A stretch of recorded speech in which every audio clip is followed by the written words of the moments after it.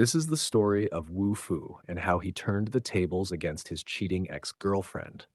After losing his life in a battle with powerful celestial beings, Wu Fu is thrust back in time to his university days, right when his life took a dark turn. Betrayed by his girlfriend and nearly beaten to death by her wealthy lover's bodyguards, his world seemed shattered.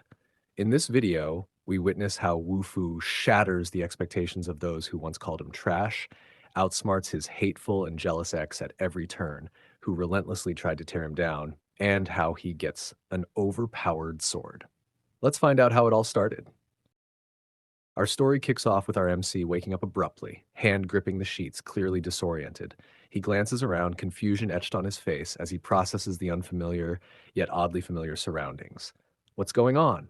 I'm still alive, he mutters to himself.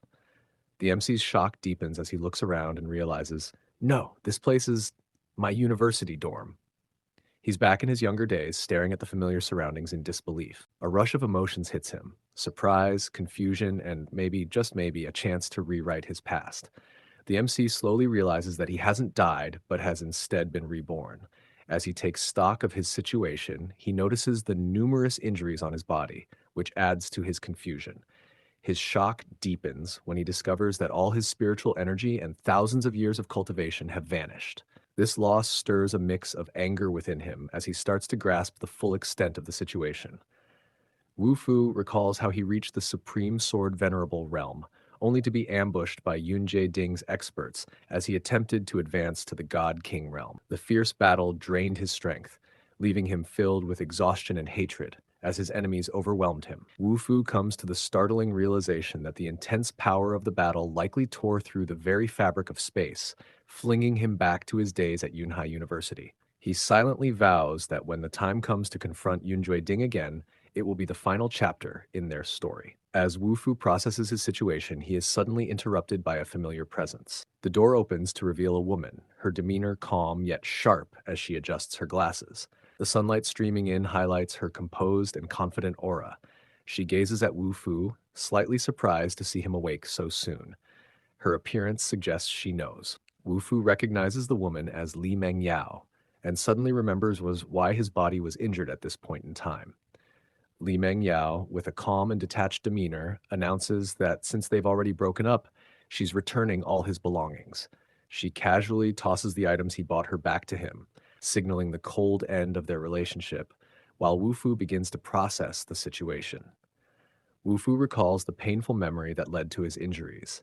He had gone to confront Li Mengyao about their breakup, only to be humiliated in front of a crowd. This confrontation escalated further when he inadvertently offended He Tianhao, a powerful figure. He Tianhao, knowing Wu Fu's father worked for his own father's company, used his influence to have Wu Fu's father dismissed from his job. This series of events left Wu Fu not only physically beaten, but also burdened with the fallout of his actions on his family. As Wu Fu asks her if she is done, Li Mengyao gets angry about how uncaring and calm he is. Li Mengyao confronts Wu Fu with a sharp tone, questioning his actions. She criticizes him for daring to offend someone as powerful as He Tianhao while being in such a weakened state. Her words are harsh, urging Wu Fu to take a hard look at himself and realize the gravity of his situation. Li Mengyao coldly delivers an ultimatum from He Tianhao. Wu Fu and his father must kneel and apologize if they wish to keep his father's job at the company. She reminds Wu Fu that his entire family is dependent on his father's meager income from cleaning toilets. As she speaks, Wu Fu reflects on his past feelings for her, acknowledging that he must have really liked her at one point. However, he now realizes how far removed he is from those emotions, feeling nothing but detachment as he prepares to face the present situation. Wu Fu firmly stands his ground, declaring that men don't kneel so easily and refusing to go along with He Tianhao's demands. Li Mengyao, clearly frustrated, questions why Wu Fu is still acting tough despite his vulnerable position. Wu Fu, however, remains resolute and instructs her to tell He Tianhao that he will face him whenever necessary, showing that his spirit is far from broken despite the circumstances. Li Mengyao, clearly fed up, angrily tells Wu Fu that she only came to warn him out of their past relationship, but since he refuses to heed her advice, he might as well go die. She slams the door behind her as she leaves, her frustration evident. Wu Fu, left alone, resolves that before he confronts He Tianhao, he needs to fully recover from his injuries and regain his strength. Wu Fu realizes that he still retains all the cultivation techniques in his mind. He decides that the most suitable technique for his current situation is the One Vine Hell's Qi refinement art. Confident that it's only a matter of time before he enters the Qi refinement realm, Wu Fu begins to heal his injuries using the technique, focusing on regaining his strength. As Wu Fu begins the process of healing his injuries using the cultivation technique, a powerful surge of energy manifests around him. Suddenly, a sword materializes above him, surrounded by a brilliant aura of sword qi. Shocked, Wu Fu realizes that his cultivation has not only begun healing him, but has also summoned this formidable sword qi, something far beyond his expectations. As the sword chi materializes, Wu Fu is astonished to see his star sword appear before him, surrounded by a radiant aura. He recognizes it as a divine weapon, far too powerful for his current level in the chi refinement realm. Concerned that such a powerful weapon could attract unwanted attention from other cultivators, Wu Fu is both relieved and surprised that the sword wasn't seized by others. Suddenly, he felt like something was wrong with the sword. Wu Fu watches as his star sword shatters into pieces, leaving only the hilt intact. He realizes that the sword has suffered a severe injury, much like himself. As he begins to absorb the surrounding energy, he feels his own injuries starting to heal. With some of his strength restored, Wu Fu decides to test his current power, now aware of the immense challenge ahead. Wu Fu, determined to test his newfound strength, decides to try out his abilities in the room. As he channels his energy, his eyes glow with intense focus. He unleashes the sword chi, and the power surges around him in a fierce wave. His simple martial technique has cut through the wall with ease, leaving a deep, jagged scar. Impressed by the sharpness of the sword chi, he smirks to himself, thinking about the demands for his apology. With a sinister grin, he mutters to himself, "Apologize? I am waiting," clearly relishing the power he now wields and the upcoming confrontation with He Tianhao. In a tranquil garden, Wu Fu is perched on a tree branch, deep in meditation. His focus is intense as he channels this energy, a clear sign that he's continuing his cultivation. Leaping gracefully from the tree as powerful energy surges around him, he notices a limitation. While the spiritual energy on Earth is sufficient for him to cultivate up to the Qi refinement stage, the Qi density here is too low for him to advance any further. As Wu Fu remains hidden, a group of people arrives in the garden, calling out his name. One of them, a rather concerned-looking young man, mentions that Wu Fu often comes to this spot, but it appears that he has already left for the day. The young man suggests returning tomorrow, promising that he will definitely find Wu Fu for them. A group of rough-looking delinquents confronts Wang Meng, clearly irritated and suspecting that he's messing with them. As they grow more aggressive, Wu Fu watches from his hidden spot, recognizing Wang Meng as his old university dorm mate. He reflects on how Wang Meng was his only friend on Earth in his previous life. Wang Meng tries to reason with the delinquents, explaining that Wu Fu has just recovered from his injuries and offering to plead with Brother Hao on Wu Fu's behalf. However, the red-haired delinquent dismisses his plea, accusing Wu Fu of digging his own grave by acting tough and warning that begging won't work this time. In a sudden outburst of aggression, one of the delinquents punches Wang Meng, knocking him to the ground. The situation escalates as Wang Meng's small dog starts growling at the red-haired delinquent, trying to defend its owner. The delinquent, clearly annoyed by the dog's attitude, pulls out a weapon and mocks the dog, calling it a smug mongrel.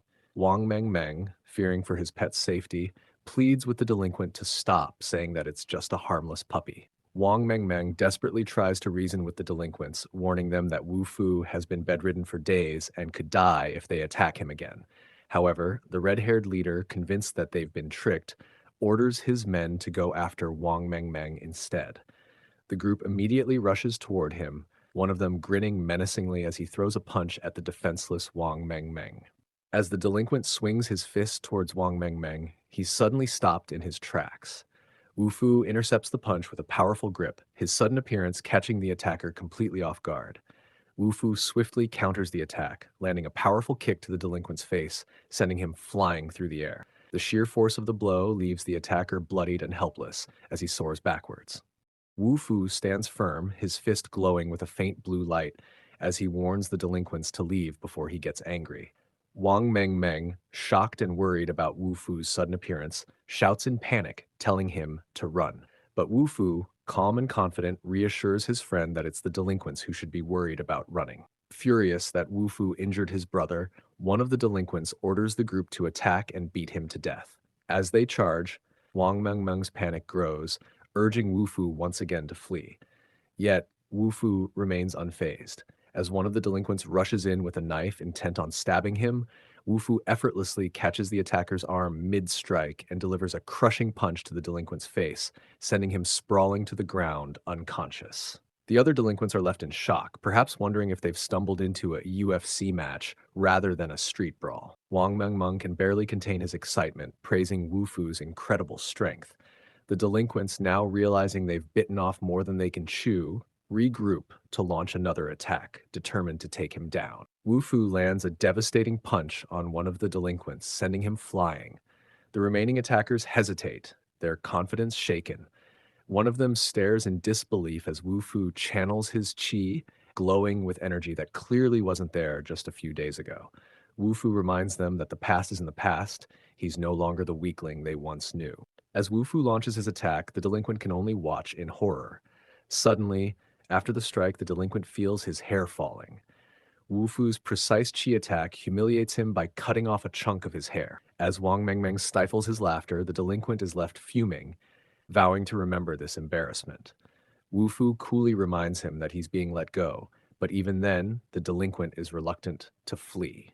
As the defeated group limps away, Wu Fu and Wang Mengmeng stand back, observing the aftermath.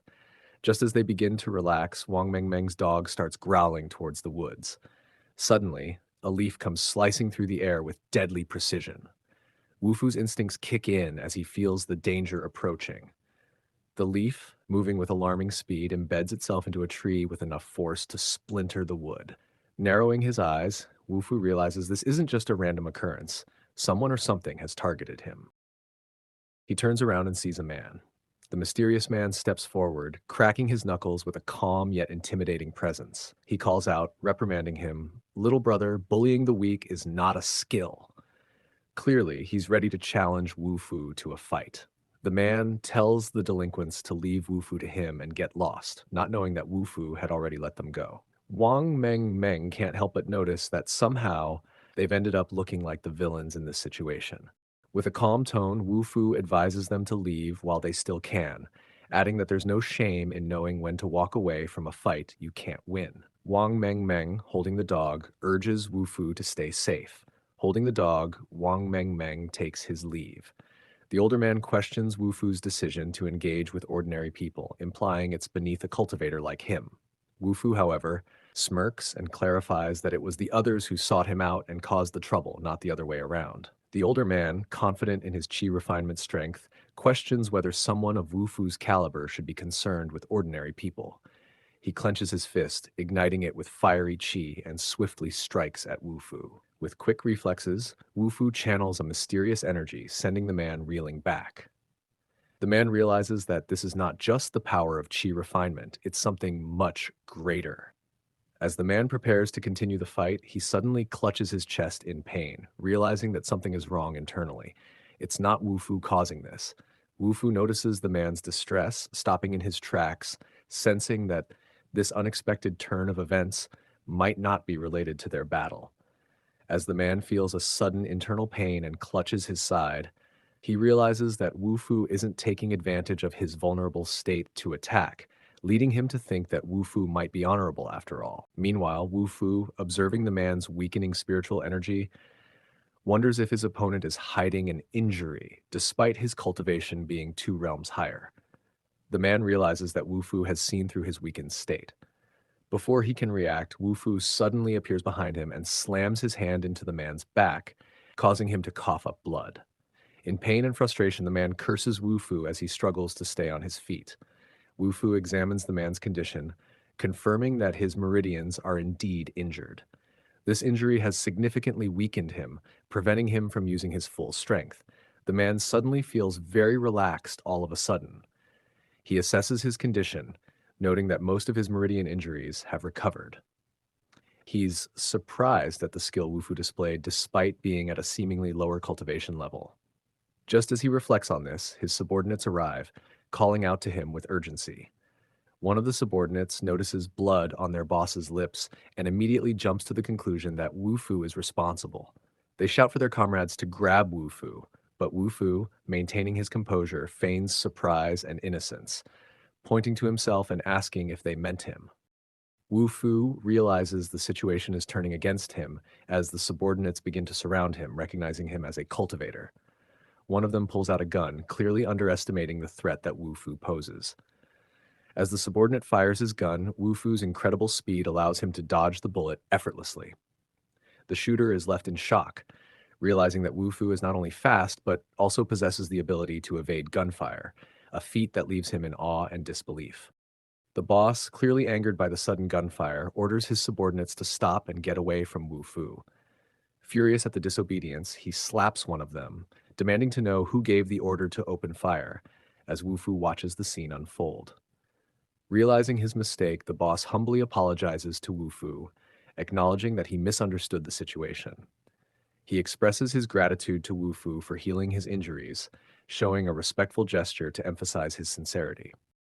The boss, now fully aware of the situation, expresses his gratitude to Wu Fu for healing his injuries. His subordinates are surprised by his humble demeanor. Wu Fu clarifies that he saw no malice in the boss's actions. He subtly warns that if there had been any, the situation would have ended quite differently. The boss tries to laugh off Wu Fu's comment, thinking it's a joke, but Wu Fu's serious expression quickly wipes away any humor. The boss begins to doubt what he knows about Wu Fu, realizing that there's more to him than meets the eye. He starts to question if Wu Fu really is just a simple qi refinement cultivator. The boss reveals that his daughter suffers from the same meridian blockage that has plagued him for years. He hopes Wu Fu might be able to help. However, one of the subordinates is skeptical, arguing that even a powerful Taoist couldn't cure this ailment. So, how could Wu Fu, a qi refinement cultivator, possibly succeed? The subordinate grows increasingly agitated, accusing Wu Fu of being a fraud and questioning his qualifications. The boss slaps his subordinate, demanding to know whether he thinks he's the boss. He scolds the subordinate for his growing arrogance and inability to recognize true expertise, leaving the subordinate humiliated. Meanwhile, Wu Fu stays calm and collected, only speaking up when necessary to interrupt the escalating tension. The boss apologizes to Wu Fu for his earlier outburst, trying to smooth things over after slapping his subordinate. However, Wu Fu points out that he never agreed to anything. One of the subordinates angrily lashes out at Wu Fu, calling him ungrateful. However, the boss stared at him. The subordinate, now sweating bullets, probably realizes that if he keeps mouthing off like this, he might need to start updating his resume soon. The boss changes his tone. He acknowledges Wu Fu's talents, but points out that the spiritual energy in this region is insufficient for cultivation. The boss offers Wu Fu a villa in the Tianfu housing complex, where the spiritual energy is dense and suitable for cultivation. Wu Fu acknowledges that the spiritual energy in the current area is insufficient and considers the offer, intrigued by the idea of a location with abundant energy. Meanwhile, a subordinate quietly grumbles, questioning why such a luxurious villa should be given to a mere qi refinement cultivator. The boss eagerly offers Wu Fu anything he desires in exchange for healing his daughter, emphasizing that the villa and its peaceful surroundings are just a part of the deal. Wu Fu mentions that the problem of blocked meridians isn't too difficult to handle. This brings a smile to the boss's face as he expresses his gratitude and prepares to bring his daughter to the villa for treatment. Wu Fu hands the boss a piece of paper, instructing him to call the number on it. As he walks away, the boss's subordinate can't help but threaten Wu Fu under his breath, warning that if he fails to heal the young miss, there will be consequences. Wu Fu walks back to his university dorm when his phone suddenly rings. He answers the call, asking who is on the other end, indicating that he doesn't recognize the number. Wu Fu answers the phone and immediately identifies the voice on the other end as Li Mengyao. She criticizes Wu Fu for hitting her men without apologizing, and she warns him that if he doesn't show up within 10 minutes, his dog and friend could be in danger. Wu Fu, instead of being intimidated, finds it convenient that Li Mengyao has made herself and Hedian Hao easy to locate, as he was already looking for them. He Tianhao and his men are gathered at a luxurious KTV lounge together with Li Mengyao, preparing for a confrontation. One of them, holding a bat, confidently states that even if Wu Fu has an iron body, they will still cripple him after the beating. Another man, concerned about the possible mess, advises Boss Hao to stay back to avoid getting splashed by blood. In the lounge, Boss Hao, dressed in a white suit, is comfortably seated with a glass of wine, exuding confidence and relaxation. By his side is Li Mengyao, who appears equally at ease. Meanwhile, Wu Fu's friend, Meng Meng, is tied up and gagged on the floor, struggling and grunting in distress. Next to him, Wu Fu's dog is also bound, looking equally distressed, but with a hint of determination that he will be saved. Wu Fu steps into the room, calm and focused. Suddenly, a bat swings toward him with incredible speed. The impact is immediate and powerful as a loud BAM echoes through the room. Wu Fu reacts with lightning speed, blocking the bat mid-swing with his bare hand. With a swift and precise motion, Wu Fu disarms the attacker, sending him sprawling across the room with a powerful strike. Meanwhile, the scene cuts to He Tianhao and Li Mengyao, who are both taken aback by the sudden turn of events, realizing that they may have underestimated Wu Fu's abilities. Li Mengyao can't believe her eyes, pointing out that someone who was as sick as Wu Fu just yesterday shouldn't be this strong today. Wu Fu, with a calm expression, acknowledges that he was indeed bedridden yesterday, but today is a different story. One of He Tianhao's men, puzzled by Wu Fu's sudden resilience, suggests that he must be hiding something, like an iron plank under his clothes, to explain his newfound strength. Li Mengyao starts to piece things together. She assumes that Wu Fu must have made some preparations, finding it hard to believe that he could have transformed overnight without a plan. Meng Meng, bound and gagged, is moved by Wu Fu's bravery in coming to his rescue. Wu Fu checks on his dog, making sure it's unharmed, while Meng Meng watches, clearly relieved but still tied up. As Wu Fu tends to his dog, Meng Meng starts to tear up, reminding Wu Fu that he's still bound and in need of help too. Meng Meng, now freed, stands up but quickly notices something alarming. His expression shifts from relief to shock as he watches He Tianhao's subordinate approach, Wu Fu from behind, ready to strike. Just as the attacker closes in, Wu Fu senses the danger and swiftly counters with a powerful kick, sending the subordinate skidding across the room. The force of Wu Fu's strike is overwhelming, leaving the attacker incapacitated. He Tianhao, watching the scene unfold, isn't impressed by Wu Fu's display of strength. With a confident smirk, he snaps his fingers, signaling his men to step forward. As they approach, He Tianhao dismissively taunts Wu Fu, making it clear that he believes Wu Fu isn't even worthy of facing him directly. He Tianhao orders his men to subdue Wu Fu. His henchmen quickly rush toward Wu Fu, eager to carry out the command. But Wu Fu, unfazed and with a cold stare, questions their haste, hinting that they might be underestimating the situation. Wu Fu begins to gather qi, the energy swirling around him with intense force.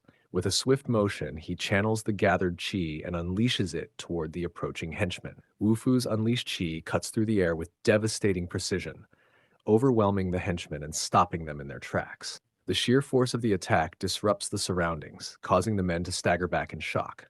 He Tianhao, watching this unfold, is left stunned by the powerful efficiency of Wu Fu's technique. Wu Fu, standing amidst the aftermath, calmly asks if there are any more challengers. He Tianhao, now visibly shaken and out of options, nervously denies that there's anyone else. Wu Fu then turns his attention back to He Tianhao, as he suggests that it's time to settle the score between them.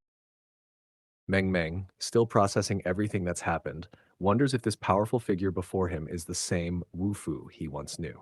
Li Mengyao, seething with anger, mocks Wu Fu, insisting that no matter how strong he becomes, he'll always be trash.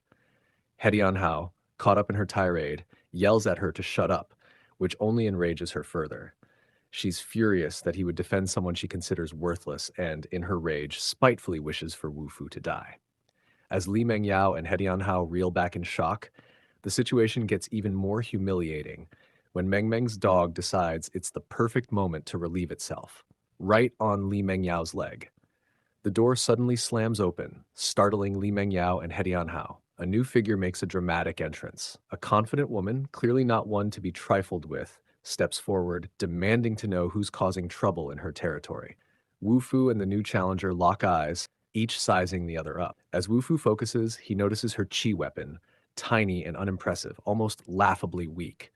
He can't help but stifle a small laugh, amused by how cute it is. As Wu Fu chuckles to himself, the girl notices something significant. His sword chi is broken and severely damaged. She can't believe that someone with such a ruined manifestation would dare to cause trouble in her territory. The girl confidently mocks Wu Fu, dismissing him as a mere brat, daring to make noise in her territory, thinking this will be an easy victory.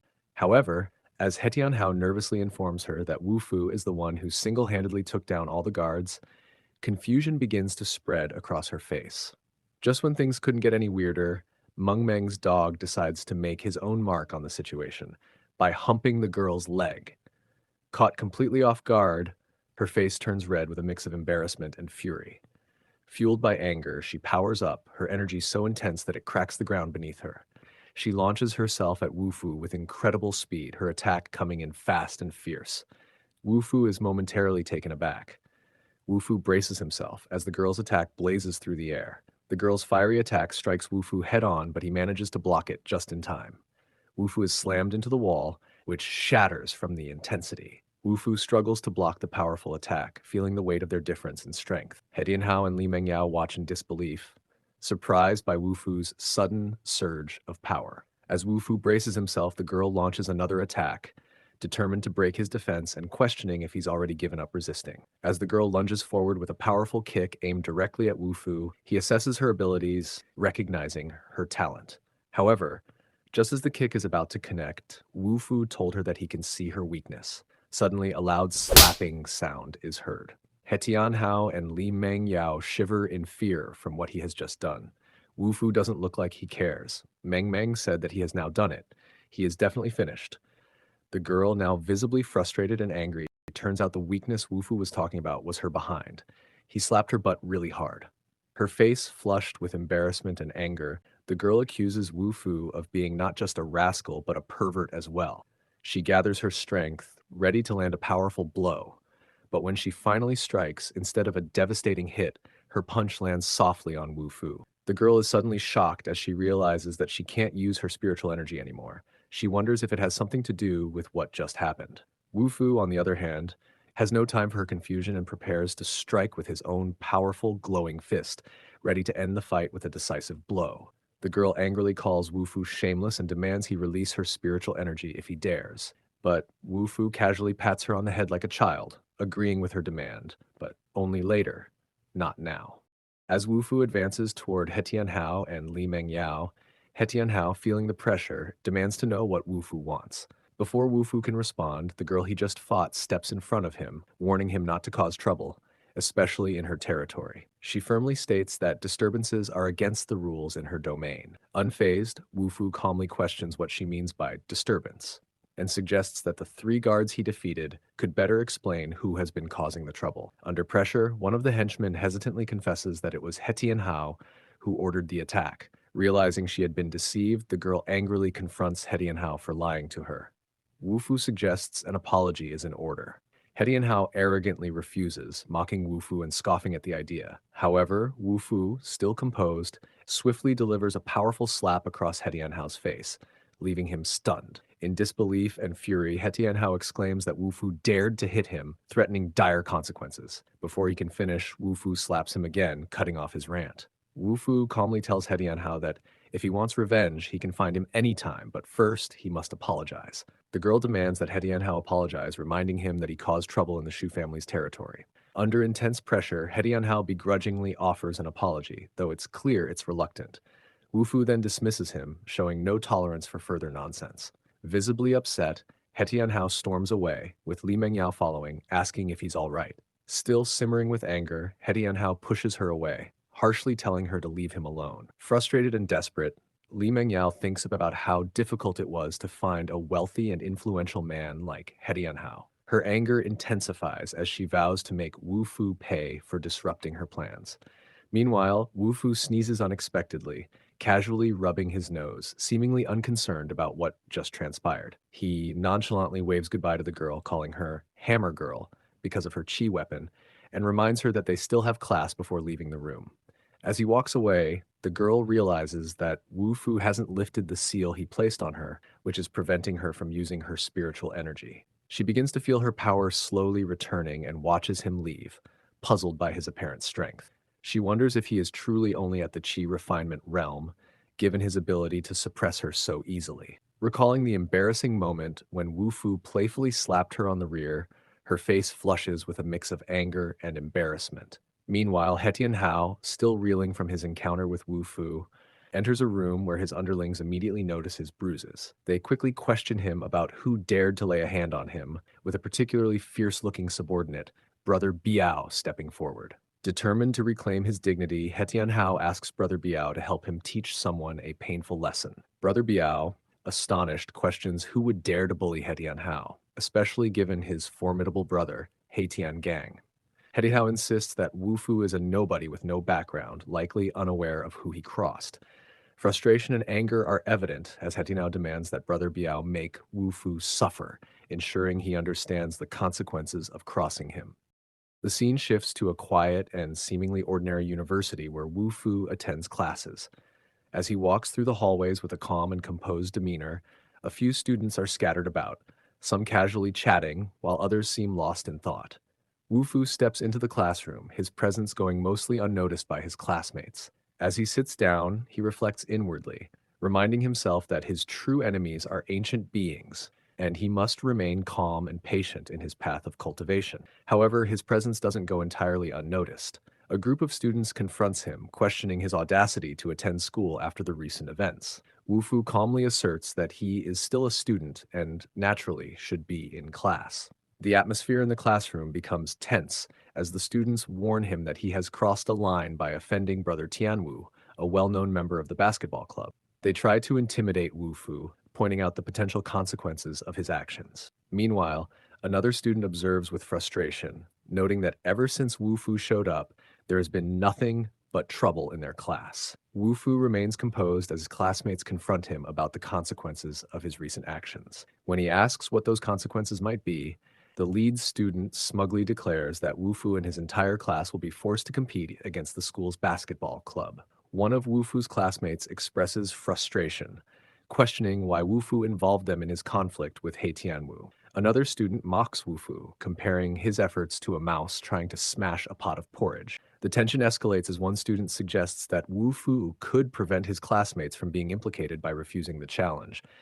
Yet the basketball club taunts him, daring him to accept the challenge, with one even questioning his bravery. Unfazed, Wu Fu confidently declares that basketball is very easy for him, signaling his readiness to take them on. One of the basketball players smirks and lays down the stakes. If Wu Fu's team loses, they must call the victor's father, in accordance with the old rules. Wu Fu coolly asks what happens if they lose. The player and his teammates laugh arrogantly, confident that they won't face defeat. However, they agree that if by some chance they do lose, they will follow the same rule and call Wu Fu father. As news spreads that Wu Fu has offended He Tianwu and is now being challenged by the basketball club, students start gathering to witness the impending match. Meanwhile, Meng Meng expresses doubt, suggesting they could simply admit defeat to avoid further humiliation. However, Wu Fu remains resolute, stating that the outcome is still uncertain and urging them not to give up too soon. As the basketball match draws closer, some spectators mockingly doubt Wu Fu's team's chances, dismissing them as a fat man and two dwarfs. Meanwhile, Zhou Shun, the president of the basketball club and the son of a school manager, makes his presence known. His popularity is evident as students chant his name, with one girl even calling him the man of her dreams. Confidently, Zhou Shun warns Wu Fu that he will lose badly, urging him to remember the name Zhou Shun as the crowd continues to fawn over him. The tension rises among the spectators. Some note that Zhou Shun, a close friend of He Tianwu, is now pitted against Wu Fu, who has offended both of them, leading many to believe this will end in Wu Fu's expulsion from school. As both teams take their positions, the rules are announced. The game will last for 30 minutes, and the team with the most points will win. The referee blows the whistle, and the ball is tossed into play. The game kicks off with Zhou Shun swiftly taking control of the ball and going for a layup. He confidently leaps toward the basket, and with a swift, precise move, the ball sails smoothly through the hoop. His skillful play demonstrates his prowess on the court. Zhou Shun's successful three-point shot quickly puts his team in the lead, with the score now 3-0. The crowd chants his name, boosting his confidence. Meanwhile, Meng Meng expresses his frustration to Wu Fu, pointing out that the game feels rigged from the start, with the referee seemingly favoring Zhou Shun by giving him the ball. But Wu Fu remains calm, noting that the game has just begun. With a sharp and focused gaze, Wu Fu surveys the court as the opposing team charges toward him. Zhou Shun drives the ball forward with his teammates backing him up. As Zhou Shun drives hard toward the basket, Wu Fu anticipates his move and steps in to stop him. Zhou Shun tries to maneuver around Wu Fu but quickly realizes he's in trouble. Wu Fu intercepts the ball, knocking it away from Zhou Shun's grasp, shifting the momentum of the game.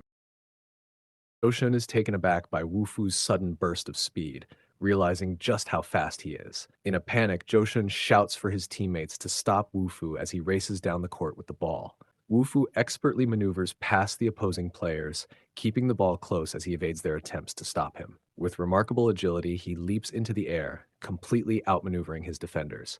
In a powerful and decisive move, Wu Fu executes a powerful dunk, leaving the spectators in awe. The crowd watches in disbelief, amazed by his sudden burst of speed and skill. Wu Fu continues to dominate the game, sinking shot after shot with precision. His exceptional performance on the court puts his team in the lead, with the score now at 2017. As the opposing team gets the ball, Zhou Shun, now frustrated and under pressure, makes a desperate attempt to regain control of the game, cursing under his breath as he tries to keep up. Determined to close the gap, Zhou Shun confidently takes his shot, thinking to himself that even from this position, he can still score.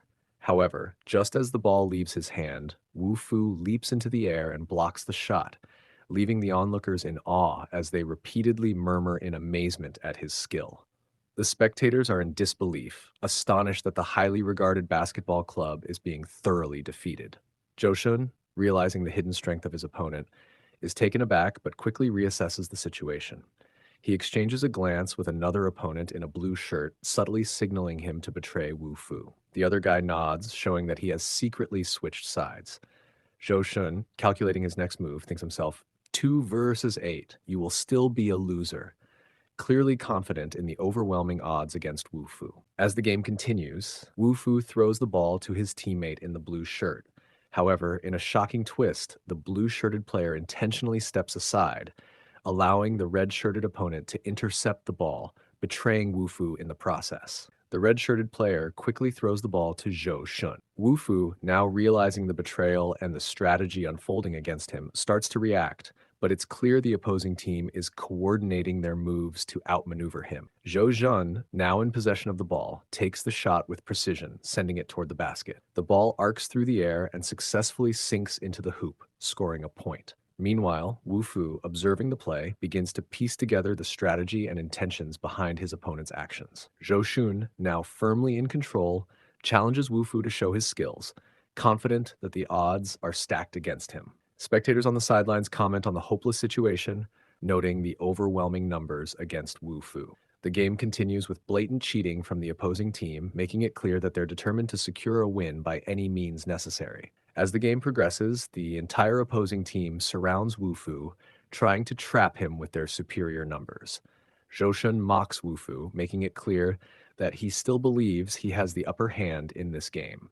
Zhou Shun confidently moves forward with the ball. He swiftly runs past Wu Fu with the help of the blue-shirted player who blocks Wu Fu's path. However, Wu Fu manages to slip past the blue-shirted player, quickly recovering from the setback. Zhou Shun, having successfully bypassed Wu Fu, drives towards the basket with determination. He skillfully maneuvers into position and takes his shot, aiming to score. The ball arcs towards the hoop as Zhou Shun looks confident that he's about to make the shot. As Zhou Shun confidently goes for the shot, Wu Fu swiftly intervenes, leaping into the air to block him. The two are now face to face. Wu Fu swiftly intercepts Zhou Shun, taking possession of the ball with lightning speed. Zhou Shun is left in shock, realizing that Wu Fu has suddenly appeared in front of him. Wu Fu, after outmaneuvering Zhou Shun, calmly takes his shot. The ball soars through the air in a perfect arc, heading straight for the basket. The shot is flawless, and the ball sinks into the hoop, scoring the point. The crowd is in shock and disbelief as Wu Fu's incredible long-range shot scores, turning the tide of the game. Spectators react with amazement, unable to believe what they've just witnessed. Zhou Shun is particularly stunned, struggling to process how Wu Fu managed to make such an impressive shot. The score is updated, showing Wufu's team taking the lead. As the game intensifies, Zhou Shun commands three of his teammates to block Wufu, determined to prevent him from making any more plays. However, Wufu, with a confident smirk, challenges them, questioning whether they truly believe they can stop him. The crowd is in a frenzy, shouting encouragement for Wufu, desperate for him to make a move and change the outcome of the game. Wufu, with sheer determination, is rapidly catching up, closing the distance with incredible speed. However, Zhou Zhen, with a calm and focused demeanor, is already poised to take the shot, confident that it's too late for Wu Fu to stop him. Wu Fu, moving with lightning speed, suddenly slaps the ball out of Zhou Shen's hands just as he was about to take the shot. Zhou Zhen, caught completely off guard, looks on in shock as the ball is sent flying out of his control. The crowd erupts in cheers, urging Wu Fu on as he makes a spectacular recovery. He quickly catches the ball after his successful block, and without wasting a moment, he positions himself for a powerful throw across the court. The tension is palpable as the ball soars through the air, heading towards the basket. As it swishes through the net, the crowd erupts in cheers, celebrating the incredible shot. The scoreboard now reflects Wu Fu's success, leading to surprised murmurs among the spectators. They begin to question how a player they previously dismissed as a waste could be so powerful, wondering aloud if two players really could beat a team of 8. Zhou Shun, clearly enraged by his loss, clenches his fists in frustration, vowing to make Wu Fu pay for the humiliation he feels. Zhou Shun's teammate in the blue shirt suggests that they should just leave, trying to defuse the situation. However, Meng Meng steps in, reminding them of the deal they made before the game. He asks if they plan to walk away without fulfilling their end of the bargain. One of Zhou Shun's men taunts Wu Fu, questioning if he's looking to stir up more trouble by demanding Zhou Shun to call him father, as per the deal. Wu Fu, unfazed, responds with a sharp retort, stating that he doesn't recognize an unfilial son. Zhou Shun's crew loses their temper, yelling at Wu Fu and accusing him of looking for death. The confrontation quickly turns physical as one of Zhou Shun's men throws a powerful punch. However, Wu Fu deftly dodges the attack with impressive speed, swiftly countering the assault. Wu Fu delivers a powerful kick to his opponent's chin, the impact of which is explosive. Wu Fu's kick sends the red-shirted opponent crashing into his comrades, knocking them all down like dominoes. The sheer force of the impact leaves the crowd stunned, with some spectators initially mistaking the scene for a fight. Zhou Shun, who witnessed the event, clenches his jaw in frustration, realizing the overwhelming strength of Wu Fu's counterattack. Wu Fu quickly approaches Zhou Shun with surprising speed, closing the distance between them almost instantly. Zhou Shun, realizing he can't escape, tries to retreat, but Wu Fu effortlessly catches up to him, grabbing his arm and preventing him from getting away. Wu Fu calmly reminds Zhou Shun about the bet, stating that running away after losing isn't an option. The strength in Wu Fu's grip leaves Zhou Shun stunned, realizing just how powerful Wu Fu truly is. Wu Fu tightens his grip, causing Zhou Shun to wince in pain. The crowd around them starts to chant, urging Zhou Shun to fulfill the bet and call Wu Fu father. Zhou Shun struggles to endure the pain, seething with anger and vowing that Wu Fu will regret this. Wu Fu tightens his grip even further, causing Zhou Shun to cry out in pain. With a cold, determined look, Wu Fu asks calmly, "Are you ready to call me your father?" Through gritted teeth, with a voice filled with anger and humiliation, Zhou Shun calls out, "Father!" The words echo in the air, marking his defeat and the completion of the bet. As Wu Fu releases him and begins to walk away, he makes it clear that he considers Zhou Shun a useless son. Zhou Shun, overwhelmed by the shame, kneels on the ground, unable to fight back or even respond. Meng Meng approaches, expressing concern about the connections Tianwu and Zhou have at school, advising Wu Fu to be cautious of their potential revenge. Wu Fu, however, remains calm and resolute, showing no fear of any retribution. Later, it seems Wu Fu is back in a more private space, possibly his room, where he begins to channel his energy, surrounded by a glowing aura. His dog looks on with a puzzled expression as Wu Fu continues his meditation. He focuses on the principles of nine meditation, a technique divided into 3 types that correspond to different levels of mastery within the gasification environments. His concentration deepens as he realizes the importance of finding a location with a strong aura to successfully break through the initial stage of refining. Wu Fu is interrupted by Meng Meng, who eagerly announces an upcoming outdoor camp organized by their class. The camp is set near Tianfu Haoyuan, a picturesque location surrounded by mountains and water, offering a perfect environment for relaxation. Meng Meng tries to entice Wu Fu further by mentioning that the camp will feature beautiful women. Wu Fu's interest is piqued when Meng Meng mentions Tianfu Haoyuan. Meng Meng explains that Tianfu Haoyuan is a popular gathering place for the wealthy people of Yunhai City, making it a famous and desirable location. As Meng Meng continues to talk, Wu Fu becomes more thoughtful, realizing that this place might offer the strong aura he needs to break through the initial stage of his refining process. The idea of utilizing this trip for his cultivation starts to form in Wu Fu's mind. After considering the benefits, Wu Fu decisively agrees to join the camp, seeing it as an opportunity to further his cultivation. Meng Meng is thrilled at Wu Fu's decision and eagerly offers to handle the registration. Wu Fu, with a subtle smile, acknowledges Meng Meng's enthusiasm and mentions that he has some business to attend to at the camp. The following day, the class sets off on their camping trip. The bus winds through the scenic mountain roads, surrounded by lush greenery and the serenity of nature. Tensions rise on the bus as students gossip about Wu Fu and Meng Meng joining the trip. Meng Yao dismisses her ex-boyfriend Wu Fu, who apparently offended Hedian Hao and beat Zhou Shun, as someone unworthy of her. Wu Fu tells Meng Meng to ignore them. Meng Yao silently vows that Hedian Hao will make Wu Fu suffer greatly during the trip. As the bus passes by a luxurious mansion in Yunhai City, the students are in awe of its grandeur. Wu Fu, however, calmly asks the driver to stop the bus, signaling that he intends to get off. As Wu Fu prepares to get off the bus, Meng Meng reminds him that they haven't reached their destination yet. Wu Fu explains that a friend has asked him to stop by Tianfu Haoyuan first and tells them to go ahead without him, promising to catch up later. Meanwhile, others on the bus laugh, and Meng Yao dismissively comments that Wu Fu likes to act tough, even though she believes he is a nobody. As Wu Fu steps off the bus, one of the students mocks Meng Meng, saying his friend likes to act tough. Another student warns Wu Fu not to get lost on his way to Tianfu Haoyuan, implying it's far from the camp. Meng Meng, irritated by their remarks, thinks to himself about how those dog eyes always look down on others, clearly frustrated with their attitudes. Wu Fu receives a call from Shu Yin Shan, the boss he previously met. Answering the phone, Wu Fu simply states, "I'm here." On the other end, Shu Yin Shan acknowledges his arrival and mentions that his daughter has been waiting, indicating that he will go to welcome him. Wu Fu follows the guide into the mansion, immediately sensing the thick spiritual energy in the area. He realizes that the concentration of this energy is perfect for his training needs. As Wu Fu enters the mansion, he is introduced to the man's daughter. To his surprise, she is the same girl who had earlier accused him of being a pervert. Recognizing him immediately, she exclaims in shock, questioning how it could be him. Wu Fu remains calm, though slightly annoyed by the unexpected reunion.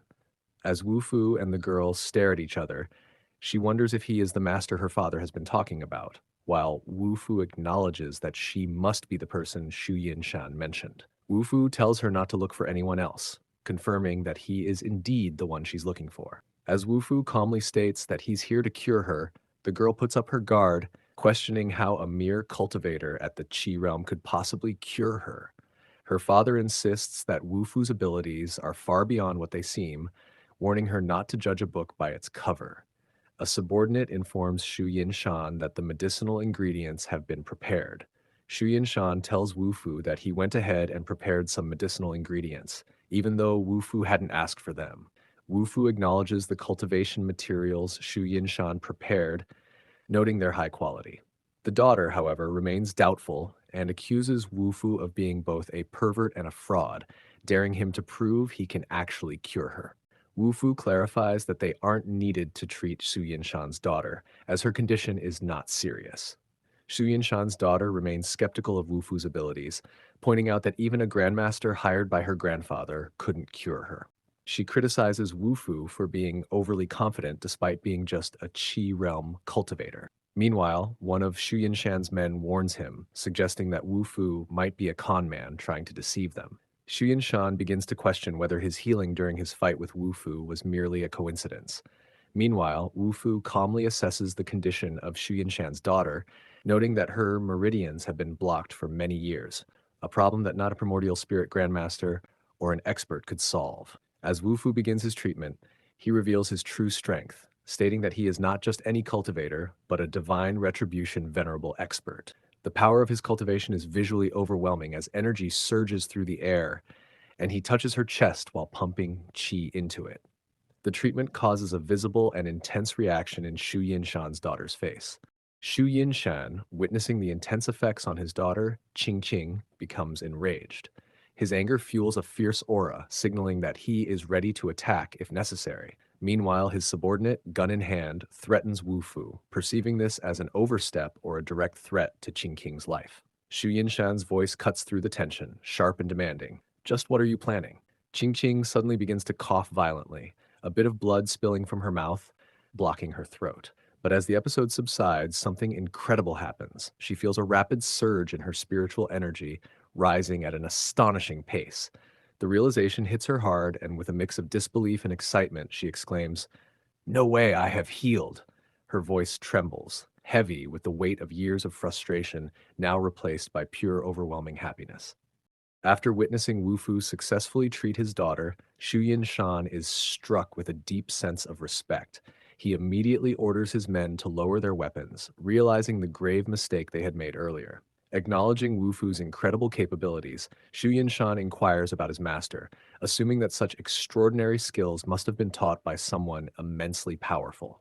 Wu Fu, reflecting on his past life, remembers how his master saved him when his life was in dire danger. He then cryptically adds that his master has not yet come to Earth, leaving Xianshan and his daughter puzzled.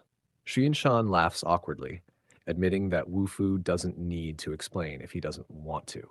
Qing, holding up the dog, jokingly suggests that if Wu Fu's master isn't on Earth, perhaps he's an alien.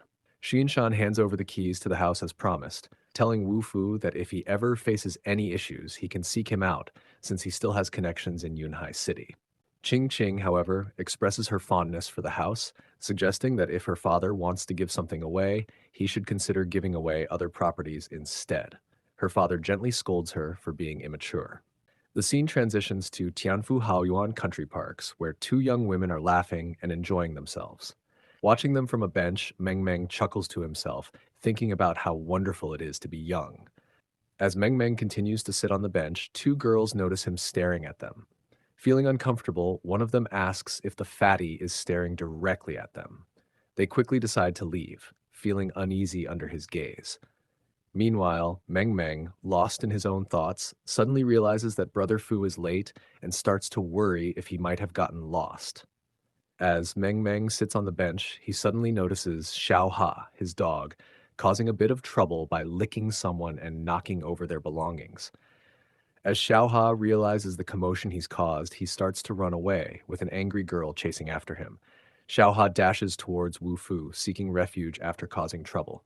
Wu Fu picks him up and immediately apologizes to the girl, offering to pay for anything Xiaoha has damaged.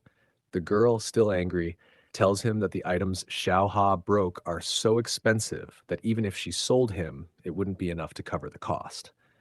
The girls mockingly suggest that Wu Fu must be a rich man since he has a friend living in Tianfu Haoyuan, sarcastically implying that he wouldn't care about such trivial expenses. Their tone makes it clear they don't believe it, with some even speculating that he's just pretending to be wealthy by hanging around the area. As the girls continue to mock him, suggesting that Wu Fu might just be acting tough, Wu Fu casually starts helping himself to the food on the table. Meng, feeling responsible for Xiaoha's earlier misbehavior, steps forward to apologize for the dog's actions. Wu Fu dismisses the situation, saying there's no need for further apology, as he's already apologized. Wu Fu calmly pulls out a stack of cash and asks if it's enough to cover the damages caused by Xiaoha. Upon seeing Wu Fu's actions, the crowd begins to speculate about his true wealth. While some are shocked and question whether he's truly rich, others, like Meng Yao, hold on to their doubts, convinced that he's just pretending to be someone he's not. Meng Yao dismissively tells the others to keep the money, eager to see how Wu Fu will manage without it, believing he's merely a poor imitator trying to appear tough.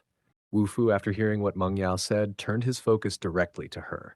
Without warning, he suddenly closes the distance between them, his gaze intense and unyielding. Meng Yao, clearly startled by his sudden approach, reacts nervously, unsure of what he intends. Wu Fu leans in close, his voice low and menacing as he whispers to Meng Yao, warning her that crossing him will not only lead to her downfall but also to the ruin of Hetian Hao. He sternly advises Meng Yao to watch her words. Meng Yao, taken aback but still defiant, tries to counter by promising that his arrogance will soon be crushed. As the weather takes a sudden turn, it looks like rain is on the way. Someone in the group comments on how unfortunate it is for the rain to start now, especially since the bus won't arrive until tomorrow morning. Meng Yao decides to take action and calls He Tian Hao, asking him to come and pick them up before the rain hits. Meng Yao asserts that He Tian Hao will arrive shortly with his car, though she mentions she can only take a few people with her. In contrast, Wu Fu offers a more inclusive solution, suggesting that everyone is welcome to seek shelter at his home in Tianfu Haoyuan if they don't mind. Meng Yao and the others laugh mockingly at the idea of Wu Fu owning a house at Tianfu Haoyuan, treating it as an absurd joke. Meng Yao even claims she would die of shock if it were true. Wu Fu, however, calmly confirms that he does indeed have the house, stating that people are welcome to come if they wish, but it doesn't bother him if they don't. As the clouds gather, hinting at the approaching rain, Meng Yao suggests they should go and see the house Wu Fu claimed to own at Tianfu Haoyuan. With nothing to lose, the group decides to follow her lead, just in case Wu Fu's bold claim turns out to be real. Moments later, they arrive at the grand entrance of his mansion in Tianfu Haoyuan, leaving everyone on edge with anticipation. As they approach the entrance, the guards came into view, causing a wave of anxiety among the group. Meng Yao couldn't resist taunting, confident that Wu Fu was about to embarrass himself. The others began to murmur, questioning whether it was wise to continue this farce, and some even suggested turning back. But Wu Fu, unfazed, simply asked, "Go back? Where to?" As they neared the entrance, the atmosphere grew tense, with anticipation hanging in the air. Suddenly, the guards recognized Wu Fu, addressing him respectfully as Mr. Wu. The group was stunned, jaws dropping in disbelief. Meng Yao, in particular, was shaken, struggling to comprehend how this could be happening. The guards then ushered them inside with the utmost courtesy, leaving everyone who had been mocking Wu Fu moments earlier utterly speechless. As they approached the mansion, Meng Meng couldn't hide his admiration, quietly exclaiming how amazing Wu Fu was for having such a grand place. As the group entered the mansion, awe and disbelief hung in the air. Meng Yao's frustration boiled over as she recalled how Wu Fu had once seemed like nothing more than a destitute, insignificant man. Yet here he was, the owner of a grand mansion, a reality she could never have imagined. Wu Fu calmly instructed everyone to enter, but just as they were about to proceed, he paused. The guard turned to him, asking if there was anything specific he wanted. Wu Fu pointed directly at Meng Yao, making it clear that while the rest of the group was welcome, she was not. His decisive gesture left her stunned. As Meng Yao was being escorted out, her emotions boiled over. She lashed out, cursing Wu Fu for not letting her in. As the rain poured down, she muttered that Wu Fu had changed and that the two of them were no longer on the same level, perhaps hinting at her realization of the gap that had grown between them. Fuming with rage, Meng Yao paced back and forth in the pouring rain.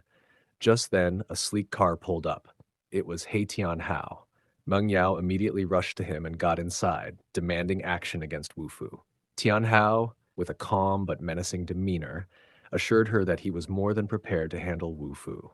Wu Fu must have been eager to meet his end after daring to strike someone as flawless as me, he said with a cold smile.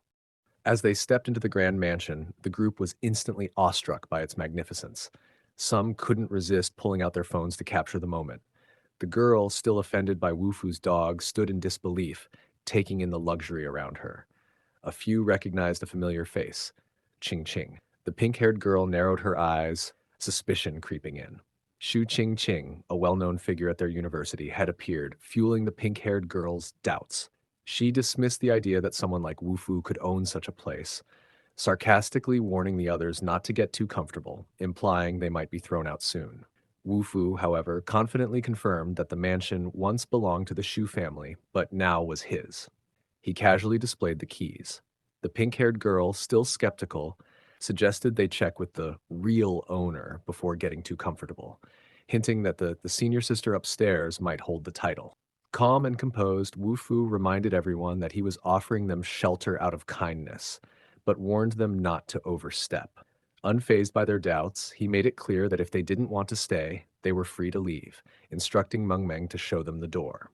The pink-haired girl, challenging his authority, questioned what right he had to make such decisions, especially without the real owner's input. She accused Wu Fu of merely acting tough. At that moment, Qing Qing appeared on the upper balcony, demanding to know what they were doing there.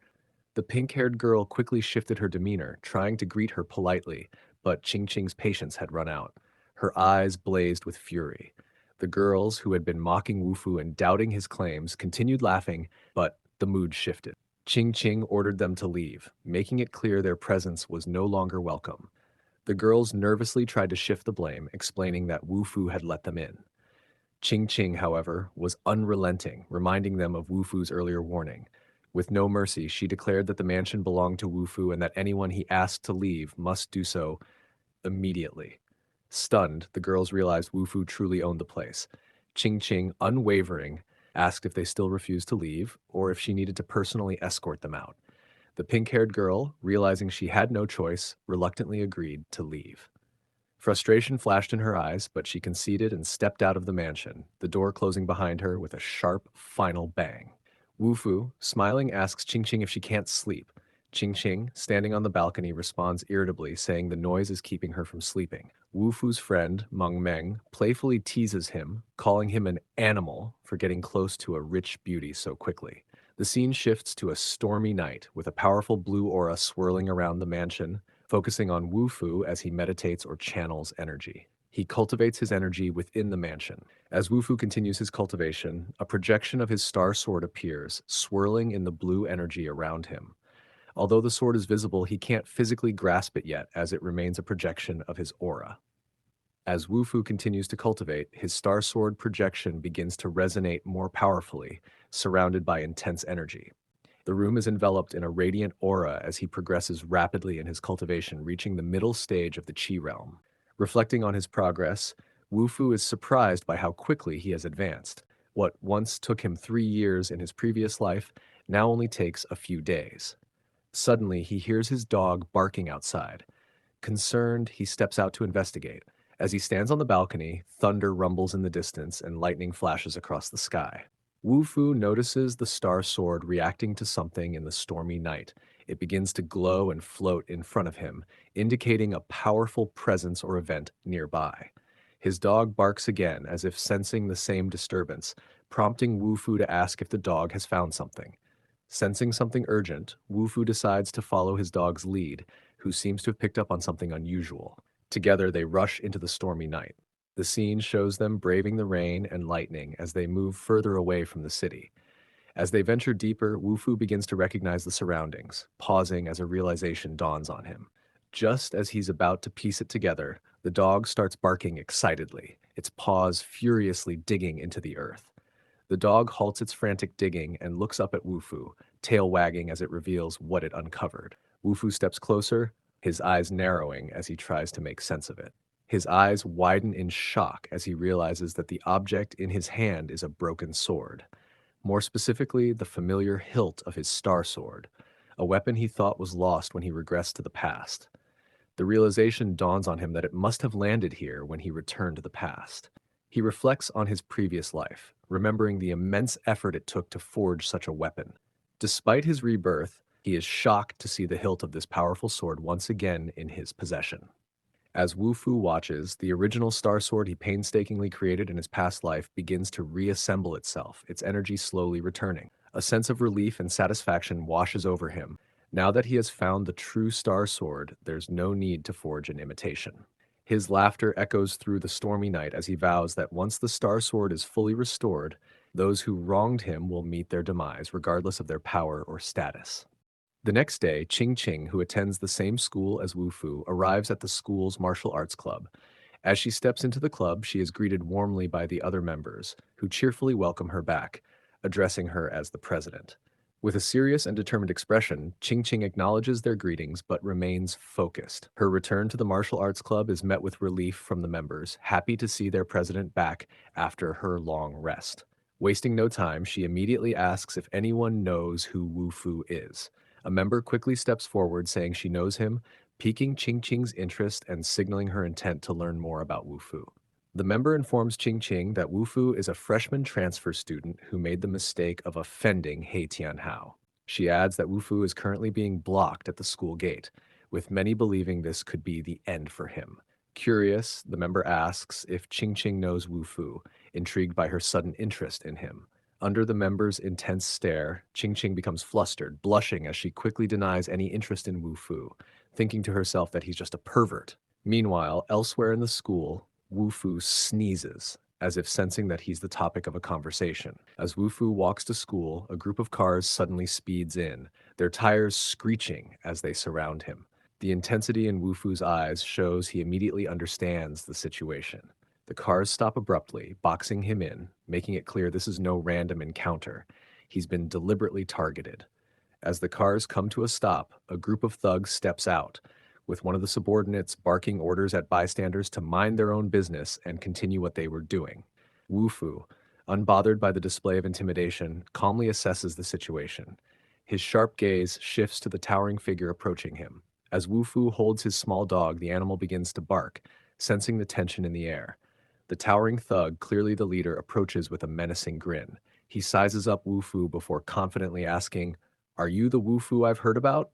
As Wu Fu faces the thug, his underlings move in, with one of them scoffing that He Tianhao must be slipping if he can't handle someone like Wu Fu himself. Another thug eagerly steps forward, asking the leader, Brother Biao, if he can personally deal with Wu Fu. Before they can act, Wu Fu, unfazed and calm, casually puts his dog down and tells them to come at him all at once, reminding them that he has class later. His confidence is unmistakable. The thugs, infuriated by Wu Fu's calm demeanor, rush at him with weapons drawn, one of them shouting to beat him down for acting tough. They swing their bats with full force, threatening to send him straight to the hospital. But Wu Fu effortlessly dodges their attacks with fluid movements, his expression unchanged. With precise and powerful moves, Wu Fu strikes back at the thugs. He delivers a swift and forceful kick, shattering one thug's bat. The others freeze in shock, realizing they've severely underestimated him. Wu Fu, his voice steady and commanding, casually remarks that he expected He Tianhao to send someone more formidable. Instead, he finds himself dealing with a group of lackeys. The leader, Brother Biao, smirks, acknowledging Wu Fu's skills with a hint of respect. He remarks that anyone capable of taking down the He family's second young master couldn't be as simple as he first thought. Suddenly, Wu Fu is caught and restrained by two of Biao's men, but his expression remains calm and unfazed. One of the men urges Biao to take action, confident that Wu Fu can't escape. Biao, wielding a bat and full of arrogance, boasts about his dominance at Yunhai University, emphasizing that no one has ever dared to challenge him. As Wu Fu is tightly restrained by Biao's men, his loyal dog attempts to defend him by biting one of the attackers. Enraged, Biao kicks the small dog aside, hurling insults and threatening both Wu Fu and his pet. The dog, hurt and barking weakly, is unaware of the escalating danger facing its owner. From a distance, Qing Qing and her friends observe the situation. Qing Qing, watching the scene, asks her friend to call an ambulance as fast as she can. One friend, thinking Qing Qing intends to help Wu Fu, agrees, mentioning that despite everything, he's still their schoolmate. However, Qing Qing, with a knowing look, corrects her, saying that the ambulance isn't for Wu Fu, but for the gangsters who underestimated him. Her friends are puzzled, asking why she's calling an ambulance for the gangsters. With a sly smile, Qing Qing confidently explains that Wu Fu isn't weak, a fact they're all about to realize. Wu Fu, with a calm but intense expression, reveals that he initially planned to let them go, but their actions have changed his mind. Suddenly, Wu Fu shows a burst of strength, shocking the thug restraining him, who wonders where this unexpected power is coming from. Brother Biao, unimpressed, dismisses the display, assuming Wu Fu is just pretending to be tough. Wu Fu's expression darkens as he mutters that it's too bad, there's no turning back now. With a sudden surge of energy, he moves faster than his captors can react. He effortlessly breaks free and, with one powerful strike, turns the tables, throwing his attackers off balance. Biao, swinging his bat with deadly intent, shouts for Wu Fu to die, but Wu Fu charges directly toward him, closing the distance in an instant. Rather than dodging, he meets Biao's swing head-on. With a swift and powerful kick, Wu Fu strikes the bat, bending it under the force of his blow. Wu Fu's powerful kick doesn't just bend the bat. With the same momentum, his foot follows through and connects directly with Biao's face. The impact sends Biao reeling, Wu Fu's strength overwhelming him, leaving Biao utterly stunned and off balance. Biao's subordinates watch in shock as their leader collapses to the ground, completely overwhelmed by Wu Fu's strike. They rush to his side, calling out in panic, but it's too late. Brother Biao has already lost consciousness. As Wu Fu stands firm, one of the remaining thugs charges at him with a bat, screaming in rage. Unfazed, Wu Fu counters the attack with a powerful punch straight to the thug's face, dropping him instantly. Seeing their comrade taken down so easily, the remaining thugs hesitate. One of them, attempting to rally the group, shouts for the others to stop standing around and attack. Fueled by anger and desperation, the remaining thugs charge at Wu Fu, their bats raised, determined to take him down together. But Wu Fu effortlessly counters, unleashing a powerful flurry of attacks that sends each of them flying in different directions. Wu Fu begins to relentlessly beat the gang members, their cries of pain and panic filling the air as he thrashes them like their moms would.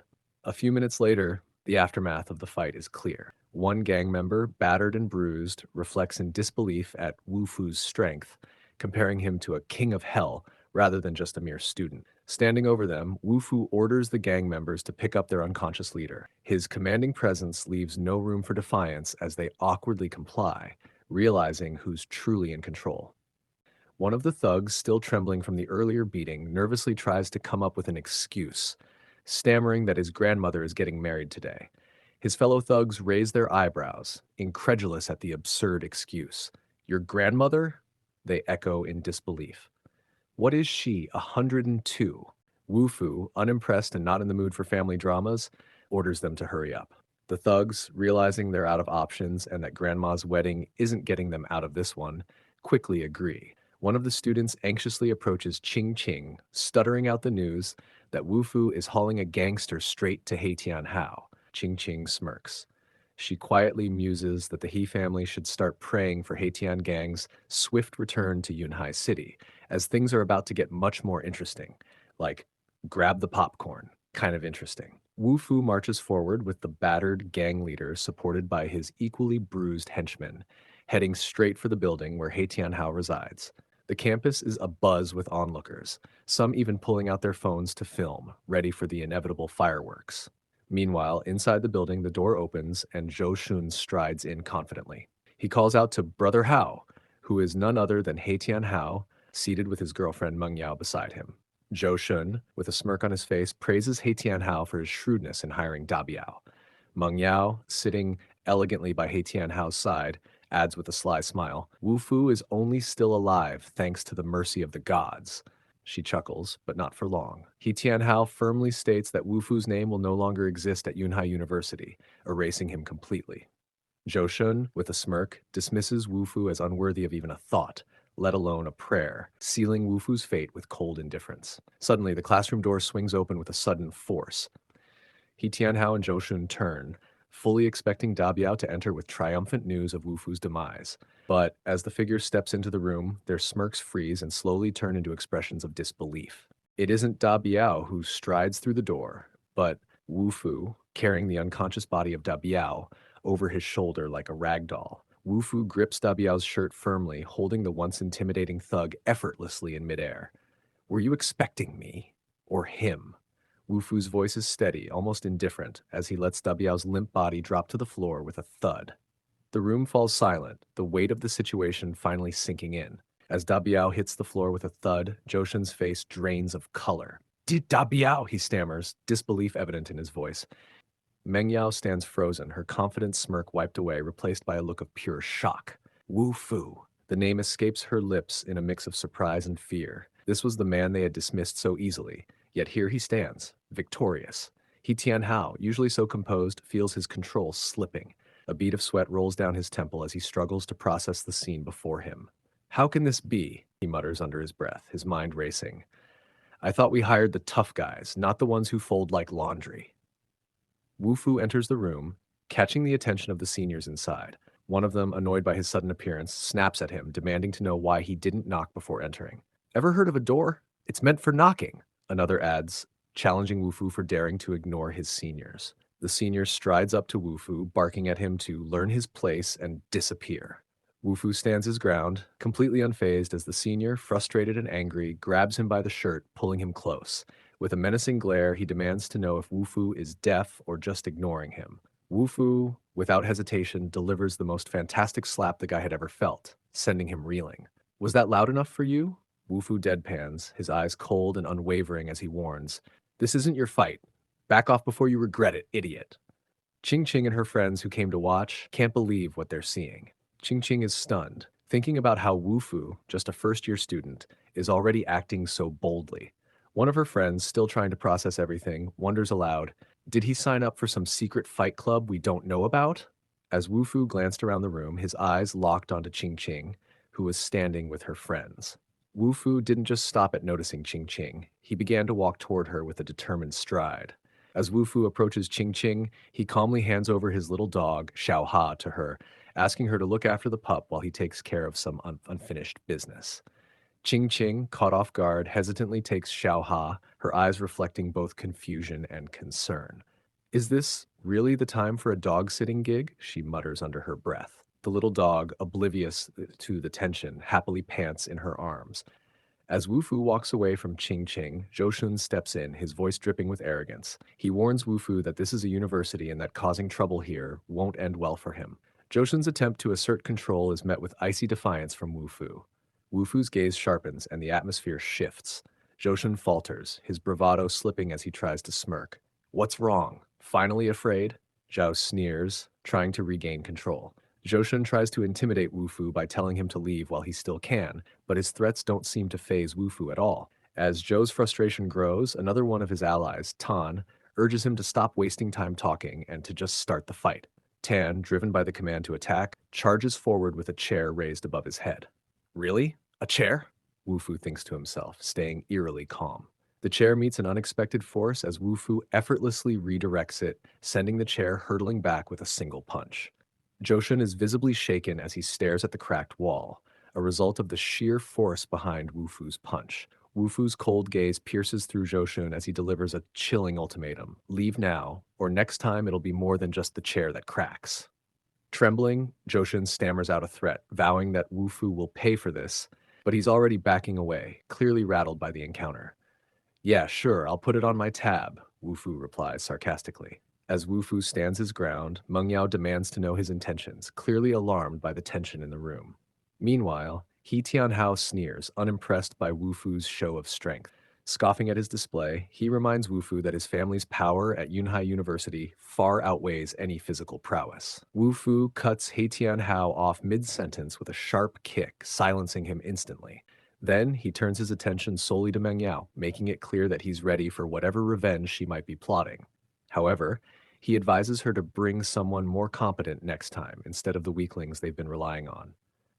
As Tianhao lies on the floor, clearly injured from the earlier confrontation, his concerned companions rush to his side, calling out to him in panic. Meanwhile, Wu Fu, still holding Xiao Ha, calmly walks away from the scene with Qing Qing.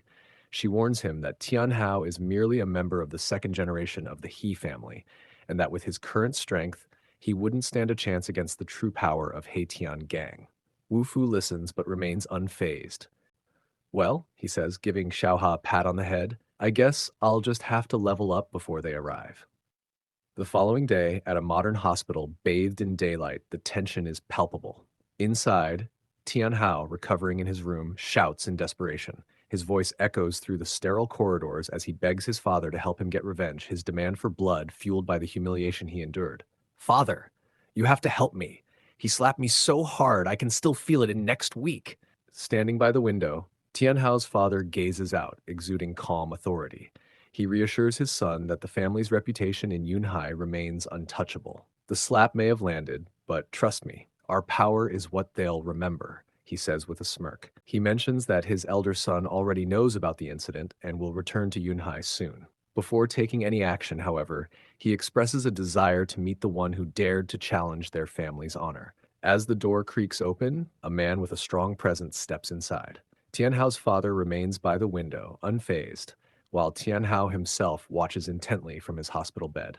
The newcomer speaks with assurance, addressing Tianhao as the second young master. He calmly reassures them that Wu Fu is merely at the Qi realm, implying that he poses no real threat to their family's power. With a menacing grin stretching across his face, the man's eyes glow with a sinister light.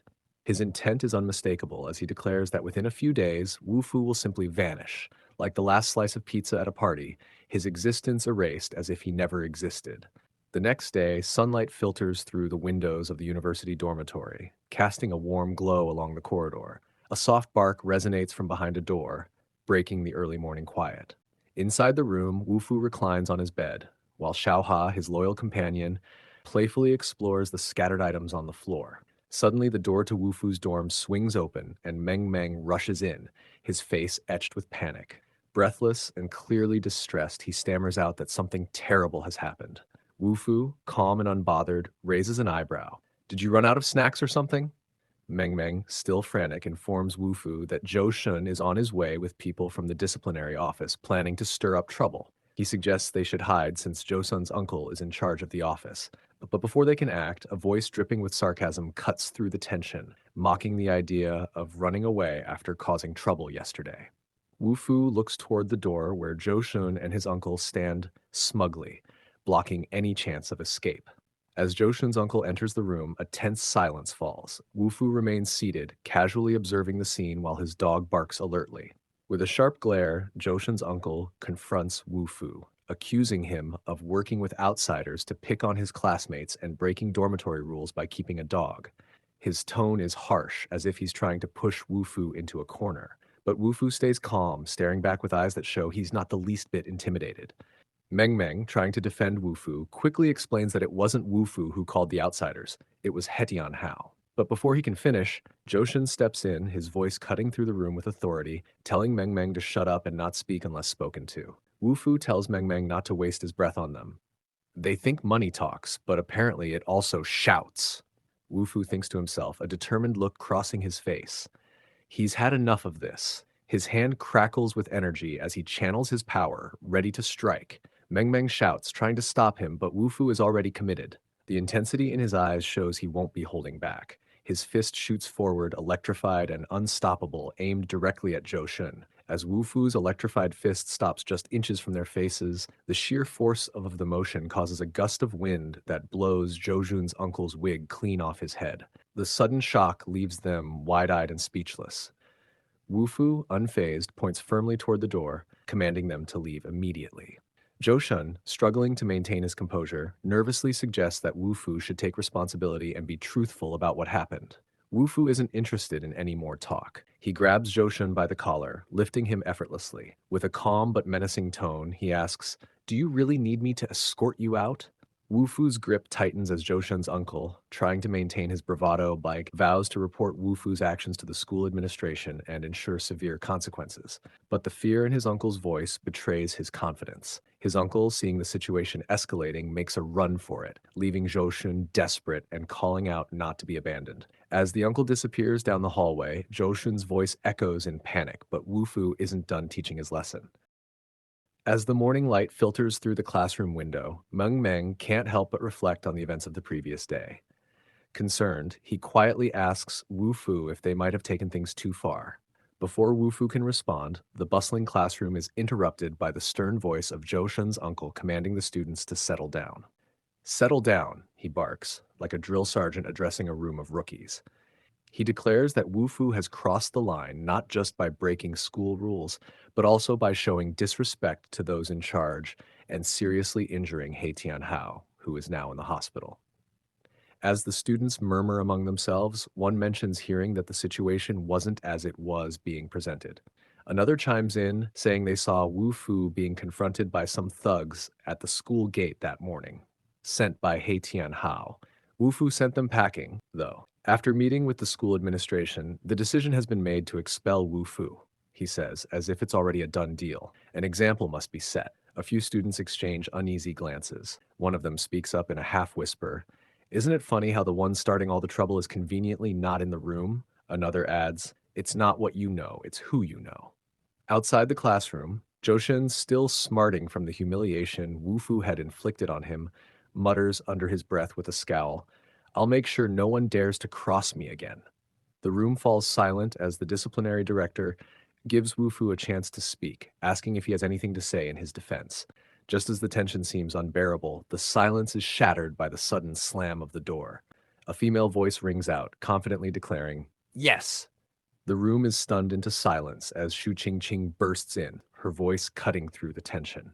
The disciplinary director, caught off guard by the sudden interruption, demands she leave, reminding her that this is a classroom. But Shu Qingqing stands her ground, boldly declaring that as the founder of the martial arts club, it's her duty to protect her fellow students, and that includes Wu Fu. Shu Qingqing suddenly shoves Biao, the thug sent by He Tianhao, into the room. The large man stumbles in, caught off guard. With unwavering confidence, Shu Qingqing then steps forward and confronts the director. She accuses him of using underhanded tactics to get back at Wu Fu simply because he couldn't defeat him fairly. With the full backing of her martial arts club, she makes it clear that they won't stand by and let this injustice happen. The classroom is filled with shocked silence, the students' eyes wide with astonishment. Wu Fu, who had remained silent all this time, finally shows a reaction. A faint smile begins to curl at the corner of his lips. Wu Fu stands up, his expression calm and collected. Was this necessary? Absolutely not. Do I appreciate it? Maybe. Would I have handled it differently? Oh, for sure. Ching Ching, however, is not amused. She glares at him, her temper flaring up. Unnecessary? Right. So, what's your plan, Wu Fu? Charm them into submission? I'll wait. Wu Fu, with a calm but intense expression, summons a surge of power, his energy flaring up and enveloping him in a bright electric aura, and suddenly, the star sword materializes in his hand. Ching Ching's shock deepens. She can hardly believe her eyes as she witnesses his incredible chi energy, realizing that he possesses a strength far beyond what she ever imagined. The disciplinary director, struggling to maintain his composure, threatens to call the police, trying to assert control over the situation by reminding Wu Fu that he's already been expelled. However, the tension in the room remains thick, as his words lack the weight they once held. Meanwhile, Zhou Shun silently calculates his next move, realizing that with Shu Qingqing on Wu Fu's side, things might not go as planned. Her influential family could easily sway the school's decisions, potentially turning the tide in Wu Fu's favor. Zhou Shun leans in closer, his voice dripping with venom as he whispers harshly to Wu Fu, blaming him for his lack of background and daring to stand out. He spits out the words with a cruel sneer, telling Wu Fu that he might as well disappear. But as the words sink in, Wu Fu's expression shifts. Instead of feeling defeated, a glimmer of realization crosses his face. An idea has sparked in his mind.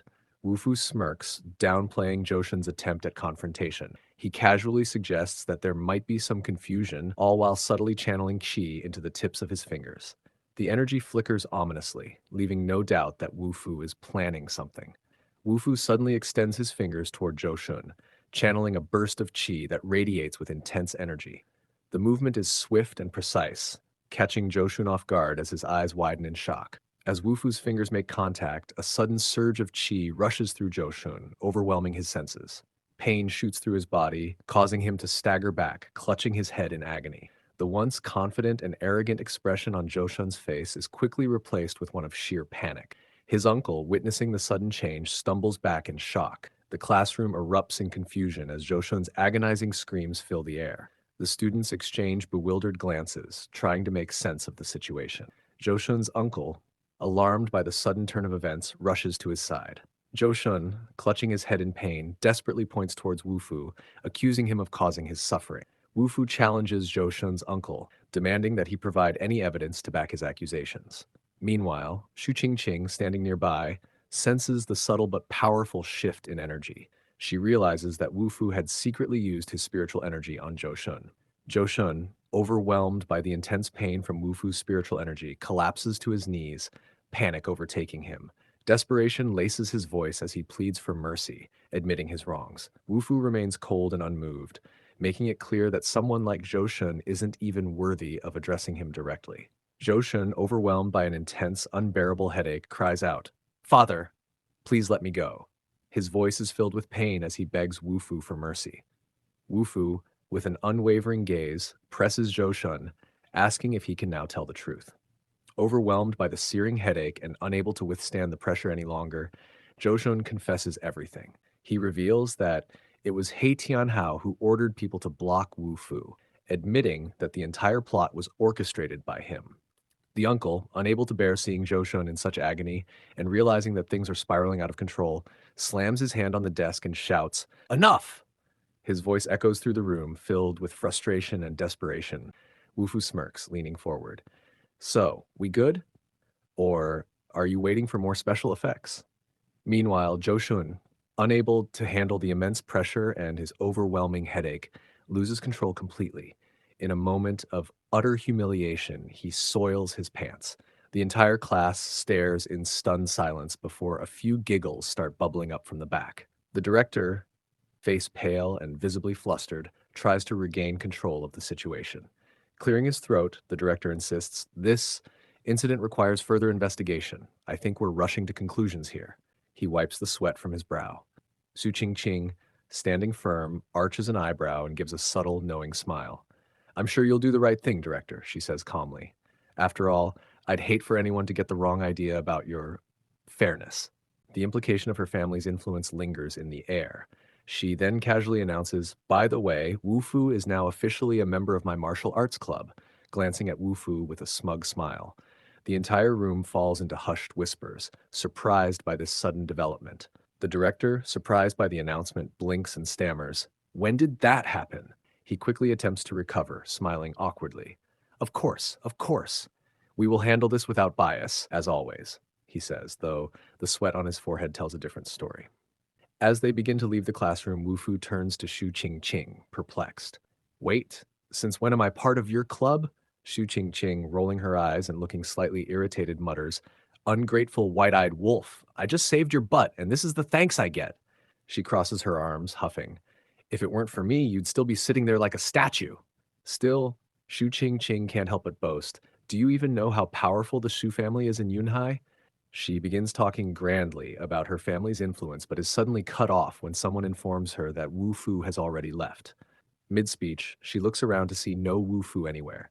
Now visibly frustrated, Shu Qing Qing mutters to herself, "Egomaniac. Think your flashy tricks can solve everything, huh?"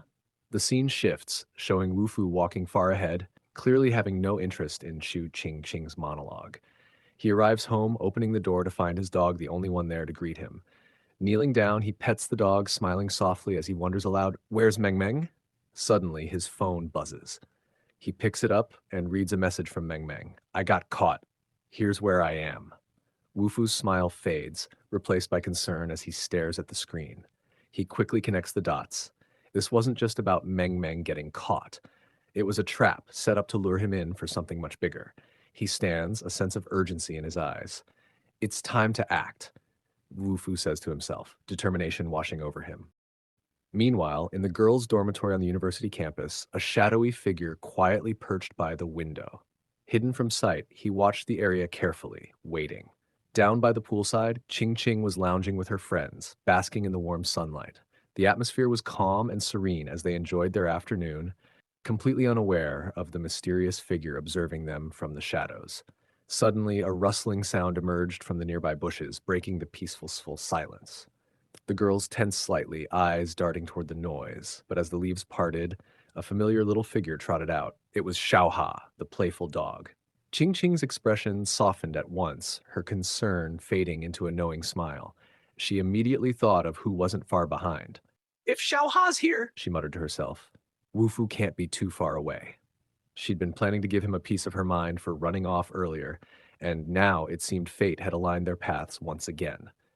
Meanwhile, Wu Fu, elsewhere on campus, realized with a start that Xiaoha was missing. Concern flickered across his face as he scanned the surroundings. "Xiaoha!" he called out, his voice echoing through the halls. He was about to move further inside when his instincts flared up. Wu Fu froze, his senses screaming danger.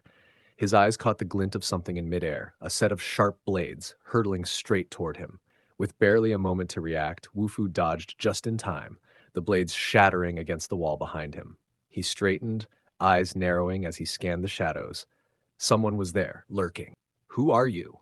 Wu Fu's voice was calm but sharp as steel. From the darkness, a figure stepped forward, a sinister grin spreading across his face.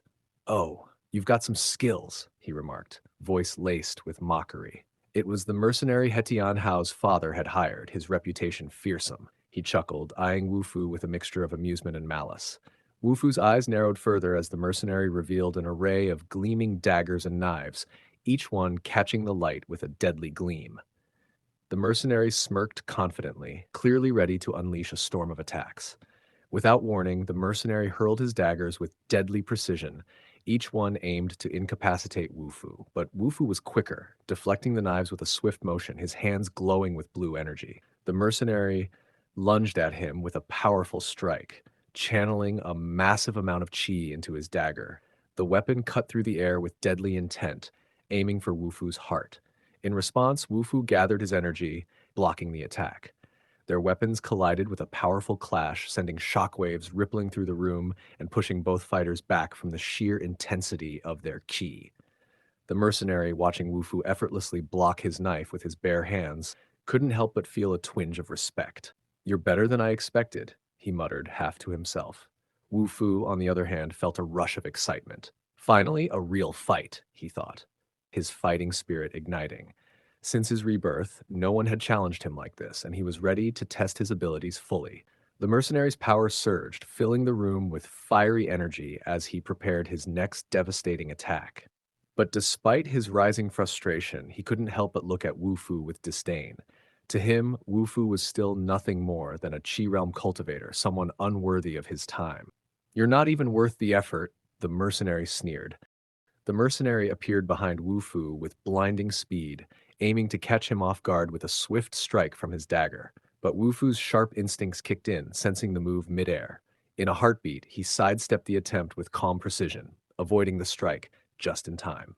Irritated by Wu Fu's cool and collected demeanor, the mercenary scoffed. "You think you're so untouchable, don't you?" Wu Fu remained unshaken, his expression barely changing. With a hint of amusement in his voice, he replied, "Untouchable? No, I'm just trying not to embarrass you." The mercenary's eyes narrowed in frustration. Gathering his chi energy, he launched a powerful attack, sending a massive force toward Wu Fu. The sheer energy caused waves to ripple through the room. But Wu Fu, ever composed, raised his hand and shielded himself, bracing for the impact. Without even flinching, he absorbed the full force of the energy head on. The mercenary, growing more irritated, appeared behind Wu Fu again, launching another attempt. The mercenary, now convinced that Wu Fu's calm demeanor was arrogance, sneered. "You think you can keep this up forever? You're finished." Wu Fu, having tolerated the mercenary's persistence long enough, sighed. "All right, I've had enough of this." His words were simple, but they carried a weight that caused the mercenary's confidence to falter for just a moment. With that, Wu Fu's demeanor changed. No longer holding back, he began to gather his true power. The air around him hummed with energy as he formed a sharp sword chi. The mercenary, caught off guard, watched in disbelief as Wu Fu's energy surged to a level he hadn't expected. Wu Fu unleashed the attack, the sword chi cutting through the air with precision. It narrowly missed the mercenary, hitting the wall behind him instead, causing a loud impact that reverberated throughout the room. The mercenary barely dodged in time, eyes wide with surprise. This power, far beyond a Qi realm cultivator. Shaken by the overwhelming display, the mercenary demanded, "Who? Who are you?" His voice trembled as he stared at Wu Fu, desperate to understand who he was up against. Wu Fu, composed and unbothered, replied coldly, "You're not qualified to know." Watching the entire exchange from the shadows, Qing Qing stood in awe. She had known Wu Fu was strong, but this was something entirely different. "He's only supposed to be a middle-stage Qi realm cultivator," she thought, astonished. "But he's going toe-to-toe with an upper-stage one. Who is he, really?" Suddenly, the mercenary noticed her presence. His eyes lit up with a new idea. Swiftly, he darted toward Ching Ching, grabbing her arm and pulling her close. "Now, let's see how calm you are," he growled, holding her close. "One wrong move and your girlfriend here gets hurt." Both Wu Fu and Ching Ching blinked in surprise at the sudden shift in the situation. But Wu Fu, unfazed, simply raised an eyebrow and corrected him in the calmest voice possible. "She's not my girlfriend." Ching Ching, still in the mercenary's grasp, could hardly believe what she was hearing. "Really, Wu Fu? I'm literally being held hostage, and this is what you're focused on?" She thought, her frustration bubbling over. She stared at him, hoping for a reaction that reflected the seriousness of the situation. "Could you at least act like you care?" The mercenary, utterly confused by the casual exchange, hesitated for a moment, but before he could fully process what was happening, something unexpected occurred. The air around Ching Ching began to shift. Her frustration had reached its limit, and in her anger, She started radiating a fiery, powerful aura. The mercenary's eyes widened in disbelief as the energy coming off her began to intensify. The entire room started to tremble under the sheer force of it. Outside, two girls by the poolside noticed the shaking and glanced at each other, concerned. Did something explode? The other shrugged, pointing toward the building. We should check on Ching Ching. She's inside. Inside, the mercenary, now fully panicked, loosened his hold entirely, stepping back with his hands raised in surrender. I didn't know. Please, don't hurt me. His voice cracked, all confidence drained from him. The fiery energy surrounding Ching Ching was overwhelming, and he could feel his control over the situation slipping away. With a calm but commanding presence, Ching Ching turned her gaze toward the mercenary. You thought you could take me hostage? She raised her hand slightly, and the energy around her pulsed in response. You have no idea what you're dealing with. In a final, desperate attempt, the mercenary pulled a thin needle from his mouth and spat it directly at Ching Ching. Caught off guard by the sudden move, King Ching froze for a split second, unable to react fast enough. The needle was already too close. Wu Fu, horrified as he watched it happen, moved to stop it, but he wasn't fast enough. The needle struck Ching Ching and she stumbled, beginning to lose her balance. Wu Fu's shock quickly turned to action. Without hesitation, he sprinted toward the mercenary. In a flash, Wu Fu closed the distance and delivered a powerful kick, sending the mercenary crashing into the wall. The force of the impact left the man coughing and struggling to catch his breath as debris settled around him. Wu Fu walked up to the injured mercenary, his eyes cold but calm. The mercenary, still coughing, tried to regain his composure, his desperation growing. Don't do anything rash, he wheezed, trying to plead with Wu Fu. Ching Ching's been poisoned. Without the antidote, she won't make it. He tried to leverage the situation, hoping to save himself. As he let out a weak laugh, Ching Ching struggled against the poison coursing through her veins. She was clearly weakened, but her spirit hadn't faded. She refused to give in, though it was evident the poison was taking its toll. Wu Fu wasted no time. He drew his star sword, the blade gleaming in the dim light, and with one smooth motion, made a small, precise cut across the mercenary's neck. Not enough to end him instantly, but enough to show the seriousness of the situation.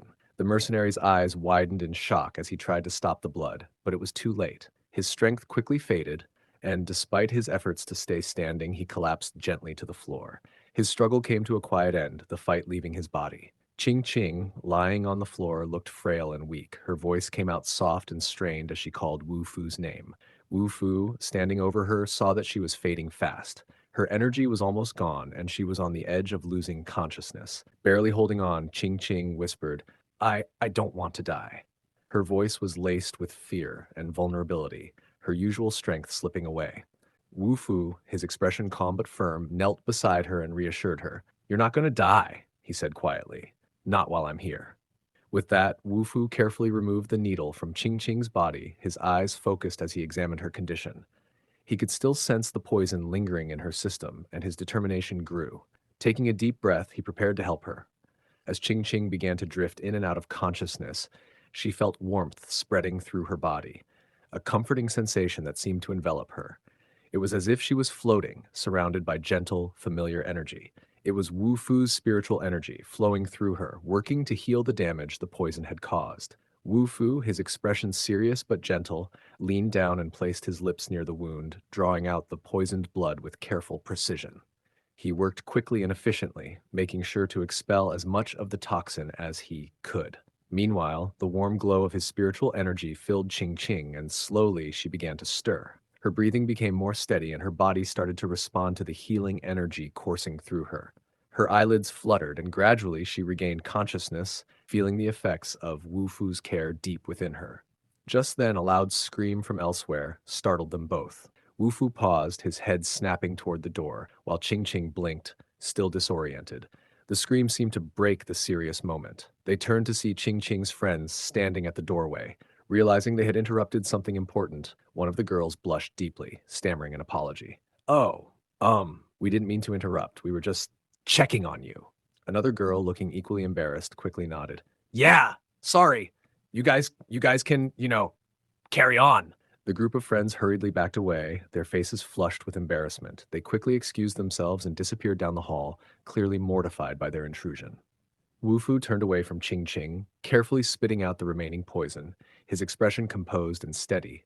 The poison is completely gone. You're safe now, he reassured her, his voice calm.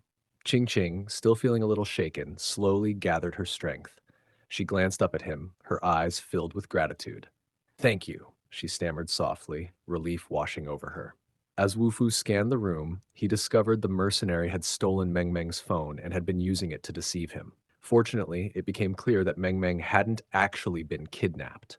With this knowledge, Wu Fu wasted no time. He picked up the phone and dialed He Tianhao's number, ready to confront the mastermind behind it all. Meanwhile, Qing Qing, still a bit flustered by Wu Fu's unflappable demeanor, couldn't help but blurt out, "Couldn't you be a little more heroic?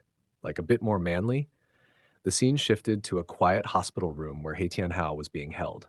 As Wu Fu's call came through, the phone next to He Tianhao's bed began to ring. Meng Yao, nervously clutching her hands together, informed He Tianhao's father that Wu Fu was calling. Hearing this, He Tianhao's father immediately suspected their plan had failed. His expression tightened as he turned to Meng Yao, instructing her to put the call on speaker. He needed to hear Wu Fu's words directly. Wu Fu's voice was steady and cold as it echoed over the speaker. You have 3 days to bring He Tianhao to school, where he'll kneel and apologize. This is his final opportunity. With that, the call ended abruptly, leaving a tense silence hanging in the air. After the call, Qing Qing, clearly irritated by the He family's arrogance, vented her frustration. They think they can get away with anything just because of their ties to He Tian gang, she huffed, folding her arms.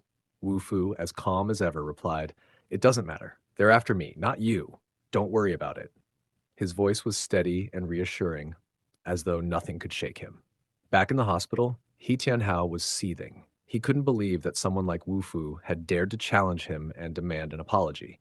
Lighting a cigarette with a cold expression, He Tianhao's father muttered, Tiangang will be back soon, and Wu Fu will wish he'd never crossed us. His confidence in their plan seemed unshakable, convinced that Wu Fu's downfall was inevitable. Later, Wu Fu returned to the dormitory. As he sat quietly, his friend walked in, clearly frustrated. Can you believe it? His friend began, throwing his hands up in exasperation. First, my dog chews through my stuff, and now he's made a mess on my bed. As his friend continued his rant about the mischievous little pup, the dog wagged its tail, completely oblivious to the trouble it had caused. Barking happily, the dog seemed quite proud of itself. Wu Fu's friend sighed, shaking his head. I swear I wasn't going to forgive him, but look at that face, he muttered. Meanwhile, outside the dormitory, a group of students gathered, whispering among themselves. One pointed toward Wu Fu's room. That's where Wu Fu stays, the student said, his voice hushed. Without hesitation, the group made their way toward the door. Just as Wu Fu sat down on his bed, the door burst open with a loud crash, revealing a group of people standing outside. His friend, startled by their sudden appearance, glanced nervously between Wu Fu and the group, already suspecting that Wu Fu had somehow gotten into another mess. Really? He muttered to himself. More trouble? Wu Fu, though puzzled, looked calmly at the group of martial artists who had stormed into his dorm room. He had no idea who they were or why they were here. Meanwhile, the group, led by Brother Jin, began discussing their mission among themselves. They had been sent to deal with Wu Fu on behalf of their president. They genuinely believed that Wu Fu's past actions warranted extreme measures, even if it meant taking him down completely. Wu Fu, now serious, asked, Is the president of the karate club He Tianhao? Brother Jin nodded, explaining that since He Tianhao wasn't around, it was now his responsibility to handle the situation.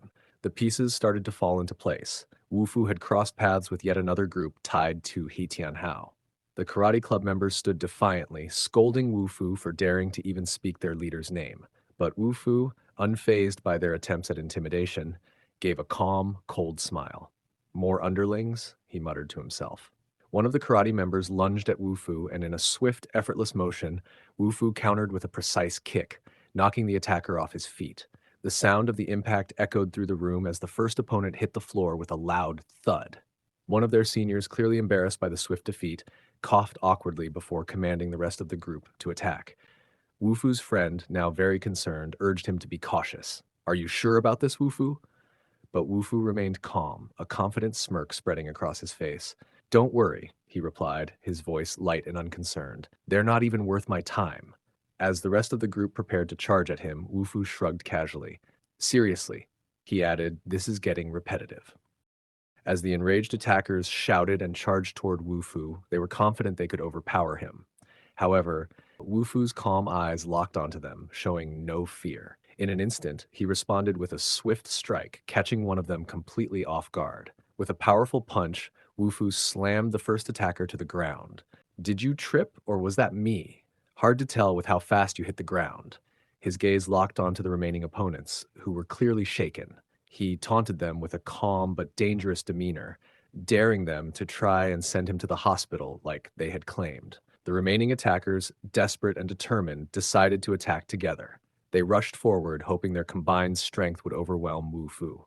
However, he remained calm, a faint smile forming on his face as they approached. With a swift and powerful strike, he easily knocked one of them out. As the other attacker lunged, Wu Fu pivoted gracefully, his fist connecting with a powerful strike. The blow sent the opponent crashing to the ground, leaving no room for retaliation. "Is this a warm-up?" Wu Fu muttered as he stood tall. "I hope it's a warm-up." Jin, unfazed as his men were taken down, watched coldly. Defeating ordinary fighters isn't impressive for a Qi Realm cultivator.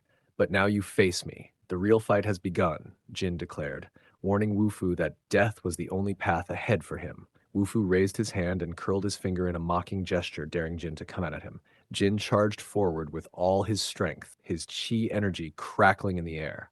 But as he swung, Wu Fu swiftly dodged, leaving Jin's strike to hit nothing but air. Frustrated, Jin unleashed a flurry of fierce strikes, but Wu Fu skillfully dodged and deflected each one with ease. Though Jin's attack seemed slow, Wu Fu could sense the underlying skill. With a single, swift punch, Wu Fu landed a blow to Jin's stomach, causing him to stagger backward. The hit was so powerful that Jin nearly lost his balance, clutching his stomach and fighting the urge to vomit. Jin's comrades, concerned, rushed toward him. Ching Ching, who happened to be passing by, noticed the commotion. Jin clenched his fist, his anger burning as he glared at Wu Fu, vowing revenge. Before he could make his next move, a powerful kick sent him reeling forward. Stunned, Jin turned around, confused and demanding to know who dared to strike him. It was Ching Ching, the leader of the martial arts club. She stepped forward confidently, questioning Jin's right to bully a member of her club. Jin, still angry, dismissed her involvement, insisting that this was none of her business. But Ching Ching wasn't backing down. She firmly stated that she was ready to take on Haitian Gang if it came to it. Jin, clearly frustrated, growled that the fight wasn't over. But Ching Ching smiled confidently, responding that her martial arts club was always up for a challenge. Jin then turned to Wu Fu, taunting him for hiding behind a woman and questioning whether Wu Fu had the courage to face him one-on-one. Meng Meng quickly warned Wu Fu, whispering that it was an obvious trap. "Don't fall for it." But Wu Fu, with a calm smirk, shrugged and agreed to the one-on-one challenge without hesitation. "Why not? I haven't had my daily workout yet," he said casually, much to Jin's surprise. Ching Ching, however, was concerned and warned Wu Fu not to be reckless. She reminded him that Jin's cultivation level was significantly higher than his. Jin, caught off guard by Wu Fu's calmness, wondered if Wu Fu was either a fool or simply unafraid. Jin then announced that he would be waiting for Wu Fu at the stadium that afternoon, ready to settle the score. His subordinates urged him to ensure that Wu Fu wouldn't survive the fight. After Jin and his group left, Meng Meng, still worried, turned to Wu Fu. "Why would you accept such a dangerous challenge?" Wu Fu smiled casually. "Because it sounded fun." Ching Ching urges Wu Fu not to face Jin Yunxiao, calling him despicable. She reminds him that would shame their club's name. Wu Fu points out he's not even a part of the club. Ching Ching confidently states that if she says he's a member, then he is. No arguments. One member questioned if this was turning into a joke, saying that the karate club is weak. Ching Ching firmly stated that the martial arts club always used strength to settle things. She emphasized that even Xiao Ha was now considered part of the club, proudly including him among their members. Meng Meng, thinking that he was seen as less valuable than a dog, feeling left out, pouted and remarked, "So the dog gets to join, but I don't?" as the group made their way to the stadium for Wu Fu's fight. Inside the stadium, Hedian Hao, Jin, and Yi Meng Yao were present, preparing for the showdown. Jin was handed a set of poison needles, a last resort from a previous failed assassination attempt. His superior instructed him coldly, "These are your final chance. You must eliminate him. Do not fail." Hedian Hao's expression was filled with cold resolve, as he made it clear he wanted to personally witness Wu Fu's defeat. Meanwhile, Jin, feeling confident as he clutched the poison needles, thought that with these, the task would be simple, and He Tianhao wouldn't need to step in himself. As time passed, Jin and his group grew impatient, wondering if Wu Fu had fled. He Tianhao, sitting with an air of frustration, checked his watch, noticing it had already been half an hour, and still Wu Fu hadn't shown up. One of them suggested that since Wu Fu was just a first-year student, they could easily gather a few people and deal with him directly, avoiding the unnecessary complexity of the planned duel. He Tianhao, clearly unimpressed, signaled for one of his men to get closer. As the subordinate approached He Tianhao, he noticed the seething anger on his face. Without warning, He Tianhao slapped him hard, sending the subordinate crashing to the ground. He Tianhao lashed out, expressing his resentment. He blamed them for his current state, bitterly reminding them that if they were capable, he wouldn't be confined to a wheelchair. He Tianhao glanced sharply towards the entrance, noticing two figures approaching. Jin, standing beside him, immediately recognized them. It was Wu Fu and Qing Qing, entering the stadium confidently as the light from the afternoon sun streamed in behind them. Wu Fu stood confidently, his eyes cold as he demanded an apology from He Tianhao for his actions. He Tianhao, seated in his wheelchair, sneered at Wu Fu's demand, questioning Wu Fu's attitude. He arrogantly remarked that Wu Fu wouldn't get the chance to hear an apology after their encounter. Wu Fu, unfazed, smirked slightly, as if dismissing He Tianhao's confidence, preparing for what was to come. He Tianhao, with a menacing tone, declared that Wu Fu wouldn't even get the chance to kneel and beg for mercy. Wu Fu, remaining calm, smirked and simply responded, daring him to find out. Meng Yao, standing beside He Tianhao, gave the command to Jin with a cold determination in her voice, instructing him to break him. Jin's power surged as he prepared to strike, his energy crackling in the air. Confident in his superior strength, he mocked Wu Fu, belittling him as nothing more than a weak Qi realm cultivator. Qing Qing quickly realized Jin had entered the forming realm, a level far beyond what Wu Fu had displayed so far. Worried for his safety, she urged Wu Fu to retreat if things got out of hand, suggesting he admit defeat rather than risk injury. Wu Fu, however, seemed unfazed. Handing Xiao Ha over to Qing Qing, he calmly asked her to take care of the dog. As the confrontation escalated, both Jin and Wu Fu made it clear that neither of them intended to let the other leave alive. Jin charged with his energy surging, while Wu Fu remained composed, gathering his power. The moment Jin's strike was about to land, Wu Fu skillfully evaded, leaving Jin momentarily stunned by his precision. Wu Fu's sharp gaze locked onto the needles Jin had concealed in his hand. Realizing the danger, he kept his focus, waiting for Jin's move. Without hesitation, Jin flung the poison needles directly at Wu Fu, hoping to catch him off guard. Wu Fu quickly summoned his Star Sword, effortlessly blocking the first round of poison needles Jin had thrown. However, Jin wasn't finished. With fierce determination, he unleashed another barrage of needles, each aiming to overwhelm Wu Fu's defenses. Wu Fu, with unwavering focus, swung his Star Sword, expertly deflecting the second wave of poison needles. The air around him crackled with energy as his movements grew faster, each needle harmlessly bouncing off his blade. As the tension in the room escalated, Meng Yao, watching from the sidelines, was astonished by Wu Fu's abilities.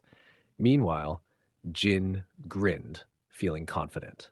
He commented on the limits of a Qi realm cultivator, implying that Wu Fu might not be able to maintain his condensed weapon for long. His arrogance grew as he prepared to launch another attack. Jin launched a single fierce attack, his energy slicing through the air with tremendous force. Wu Fu, noticing the danger, quickly leaped backward, narrowly avoiding the strike with graceful precision. As Wu Fu soared midair, he gathered an immense amount of energy into his sword, the power swirling around him like a vortex. His eyes locked onto Jin, and he focused all his strength into the blade, aiming directly at his opponent.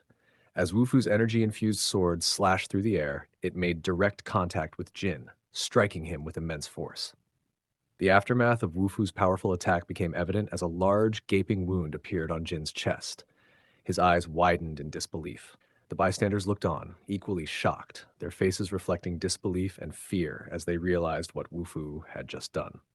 As Jin fell, He Tianhao's subordinates, filled with fear and panic, called Wu Fu a murderer as they tried to flee. In his desperation, He Tianhao shouted to Meng Yao, demanding she push him out of the stadium. But instead of following his command, Meng Yao, overwhelmed by the situation, collapsed in shock, unable to move. As He Tianhao found himself on the floor, he couldn't believe how strong Wu Fu had turned out to be. In a desperate attempt to escape, he started crawling away, his mind racing with panic. Suddenly, he was startled by a familiar sound, Xiaoha's barking, ready to stop him. As He Tianhao attempted to crawl away, his escape was interrupted. Wu Fu stood towering above him, his presence radiating with energy. His voice echoed with authority, asking He Tianhao where he thought he was going. He Tianhao, filled with fear, began begging for mercy. He admitted fault, his voice trembling as he apologized, saying it was all his mistake. Wu Fu reminded He Tianhao of his earlier arrogance, asking him who was the one begging for forgiveness now, clearly recalling how He Tianhao had previously said Wu Fu would never hear an apology from him. He Tianhao, desperate and trembling, begged for Wu Fu's mercy, promising that he would never cause trouble again. However, Wu Fu remained calm and resolute, reminding He Tianhao that he had already been given a chance to apologize, and now it was too late. Without warning, Wu Fu flicked one of He Tianhao's own poison needles back at him, leaving He Tianhao in shock as the sharp object struck its target. As the poison needle pierced He Tianhao's hand, the effects quickly began to spread. His face twisted in agony as he screamed in pain. The poison's dark energy crept up his arm, causing his skin to turn a sickly shade. In his desperation, he called out to Meng Yao, demanding she give him the antidote immediately. He Tianhao desperately reached out to Meng Yao, demanding the antidote. Meng Yao, panicked and overwhelmed, fumbled, unable to provide any help. Instead of assisting, she lashed out in frustration, calling him useless and blaming him for the mess they were in. He Tianhao, weakened and gasping for air, spat out blood as the poison took hold of his body. As He Tianhao lay weakly on the ground, struggling to keep his eyes open, Meng Yao looked at him with disappointment. She muttered, "Useless." Meanwhile, Wu Fu, calm and composed, turned his back on the scene, his attention already moving away from the chaos, as if He Tianhao and Meng Yao no longer mattered to him. Meng Yao, trembling, asked Wu Fu if he was going to end her life. To her surprise, Wu Fu calmly told her that he had no intention of doing so, as living would be a far heavier punishment. He wanted her to face the consequences and experience the weight of her actions, reminding her that the true despair comes from having to live with it. After a few days had passed, the scene transitioned to a serene, mountainous landscape. A grand entrance stood at the foot of the Zhongyang faction, surrounded by lush greenery and mist, giving an aura of ancient mystery. A master was guiding his disciple toward the entrance, explaining with great reverence that they were about to witness one of the three great treasures of their faction, highlighting its importance in their teachings. The scene shifts to a wise, elderly master holding a shimmering fragment of a sword, explaining its unique properties, highlighting its sharpness despite being just a fragment. His disciple is He Tiangang, He Tianhao's brother. Burning with the desire for revenge, He Tiangang pleads for permission to take it into action. He justifies his need for vengeance as a form of external training. The master, acknowledging the disciple's determination, agrees, commanding him to act swiftly, take an eye for an eye, and return immediately. The disciple, with resolve in his eyes, accepts and prepares to carry out his task. The scene transitions to the next day, showing a quiet and reflective moment. Meng Yao, standing at the edge of a building, is deep in thought, her expression obscured by the wind blowing through her hair. Meng Yao is deeply distraught, contemplating her fate on the rooftop. She considers ending her suffering by jumping, unable to bear the humiliation any longer. Her mind is filled with anger and resentment toward Wu Fu, as she vows not to forgive him even in the afterlife. As she prepares to jump, an urgent action seems to be happening in the background, with a hand reaching out, possibly to save her just in time. Suddenly, she was grabbed, halting her fall. It turns out to be He Tiangang who had caught her just in time. He looks at her seriously and says, "Tianhao just died recently. If you die, who is going to witness Wu Fu's downfall?" His words stir a conflict within her, reminding her of her unresolved need for revenge. As Meng Yao faced her inner turmoil on the rooftop, the scene shifted to Wu Fu. Inside his room, he had just finished showering, unaware of the drama unfolding elsewhere. As he dried off, a sudden surge of energy caught him off guard. The powerful flow within him signaled that he was on the verge of breaking through to the next level of cultivation. Memories from his past life surfaced. He recalled how his master once helped him build a strong foundation with a mixed spirit pill. Although he didn't have that advantage in this life, the nourishment from his sword chi would still ensure his strength. Just then, he was pulled out of his thoughts by the sound of laughter coming from outside the bathroom, in his room. He heard a girl's playful voice, not Meng Meng's. Startled by the sudden laughter, Wu Fu rushed out of the bathroom, demanding to know who was there. To his surprise, he found Xiao Ha, his dog, playfully licking a girl who was sitting on his bed, giggling uncontrollably. The girl, with a lighthearted smile, tried to fend off the excited dog while laughing. As she playfully invited Wu Fu to join her on the bed, she petted Xiao Ha, who left her and went to Wu Fu. Wu Fu, still confused by the sudden situation, looked at her and firmly responded, "This is my bed." His voice was calm but carried a hint of annoyance. The girl playfully teased Wu Fu, noting how she, as his senior sister, had gone out of her way to visit him, yet he wasn't showing much enthusiasm. Her lighthearted attitude contrasted with Wu Fu's composed demeanor as he curiously asked, "What business does senior sister have here?" His serious tone showed that he wasn't easily swayed by her teasing. The playful energy shifted to a more serious and competitive tone as she announced that she had come to test him. Suddenly, she spun around, channeling energy into her palm, and launched an attack toward Wu Fu, eager to see how he would respond. As her attack neared Wu Fu, she couldn't help but notice his calm demeanor. Her strikes, which would usually provoke a strong defense, seemed ineffective against his stillness. With a grin of curiosity, she paused and asked, "Why aren't you fighting back?" It was clear she expected more resistance, eager to see his full strength. Wu Fu, with a calm and collected expression, simply uttered, "You should stop." In a flash, he summoned his sword, and with a flicker of energy, two clones of the blade appeared by his side. His aura intensified, filling the space with a powerful energy that seemed limitless, signaling that he hadn't yet revealed the full extent of his abilities. His opponent, surprised by how quietly he manipulated his sword, now realized the depth of his skill. Her curiosity piqued as she asked, "When did you release them?" Without hesitation, Wu Fu replied with a confident yet composed tone, "From the beginning." Suddenly, Wu Fu's eyes widened in shock. His inner power had reached a critical point. His control over his sword chi had brought him to the brink of a breakthrough in his cultivation. As his energy surged, his senior sister noticed the sudden change in his aura and pointed out that the dormitory wasn't an ideal place due to the thin spiritual energy. Wu Fu remained focused, explaining that he wouldn't have needed to break through there if she hadn't interrupted his original plan by testing him. She, also the chairwoman of the student council, commented that it was her duty to check on any uproar, reminding him of the disruption he recently caused with Hetianhao. Wu Fu told her to stay quiet. She asked if he had prepared any pills to assist with his breakthrough. Surprisingly, Wu Fu confidently responded that he hadn't prepared anything. She seemed concerned, but Wu Fu reassured her, explaining that he didn't need to rely on pills, implying that his power and skills were enough on their own. As Wu Fu began his breakthrough, the atmosphere changed dramatically.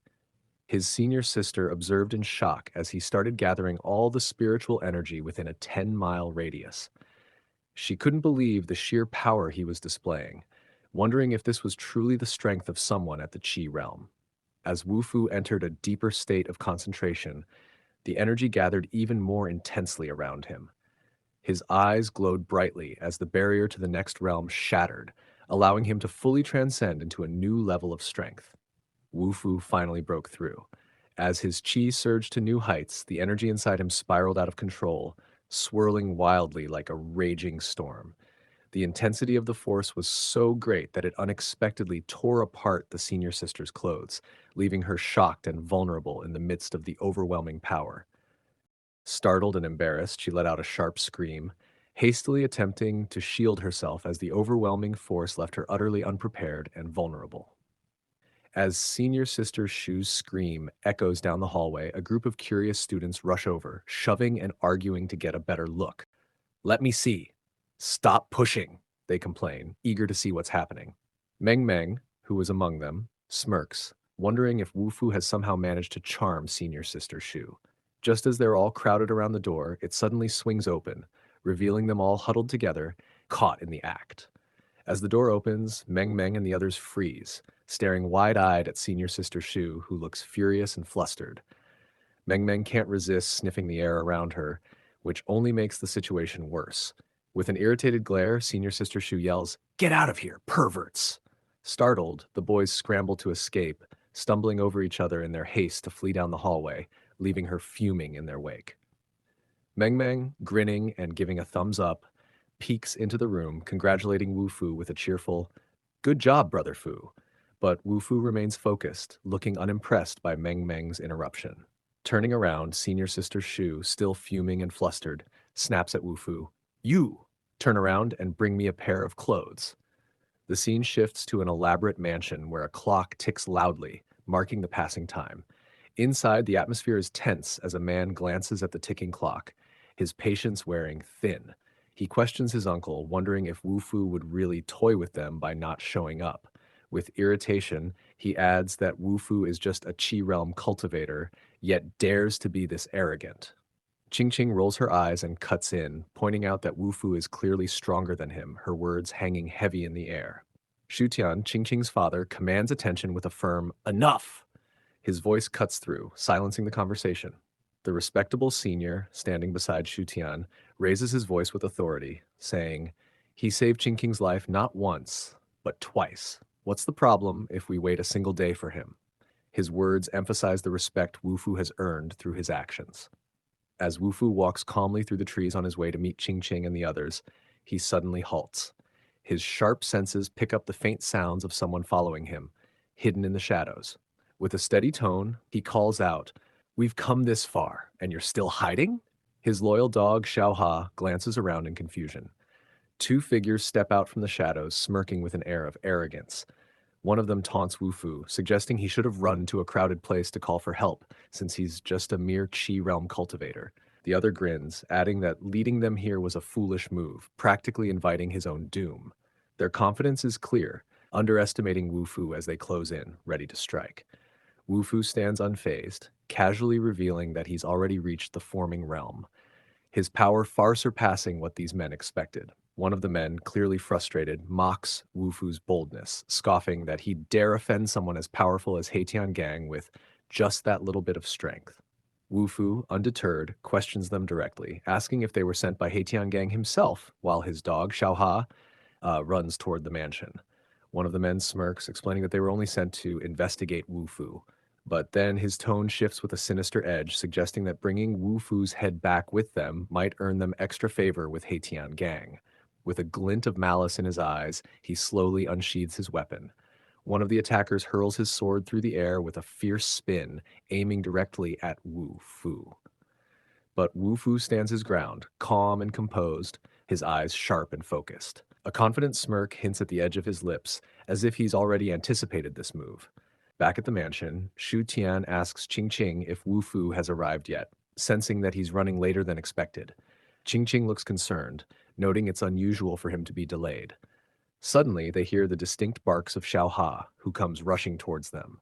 Both of them turn, alarmed and curious, as the little dog approaches with urgency, as if carrying an important message. Sutian studies Xiaoha closely, his mind racing as he starts piecing together the clues.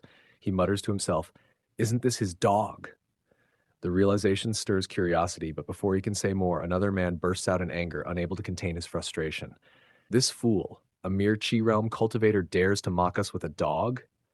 Meanwhile, Ching Ching crouches down, her concern evident as she gently grabs Xiaoha. "Xiaoha, where's Wu Fu?" she asks, urgency lacing her voice.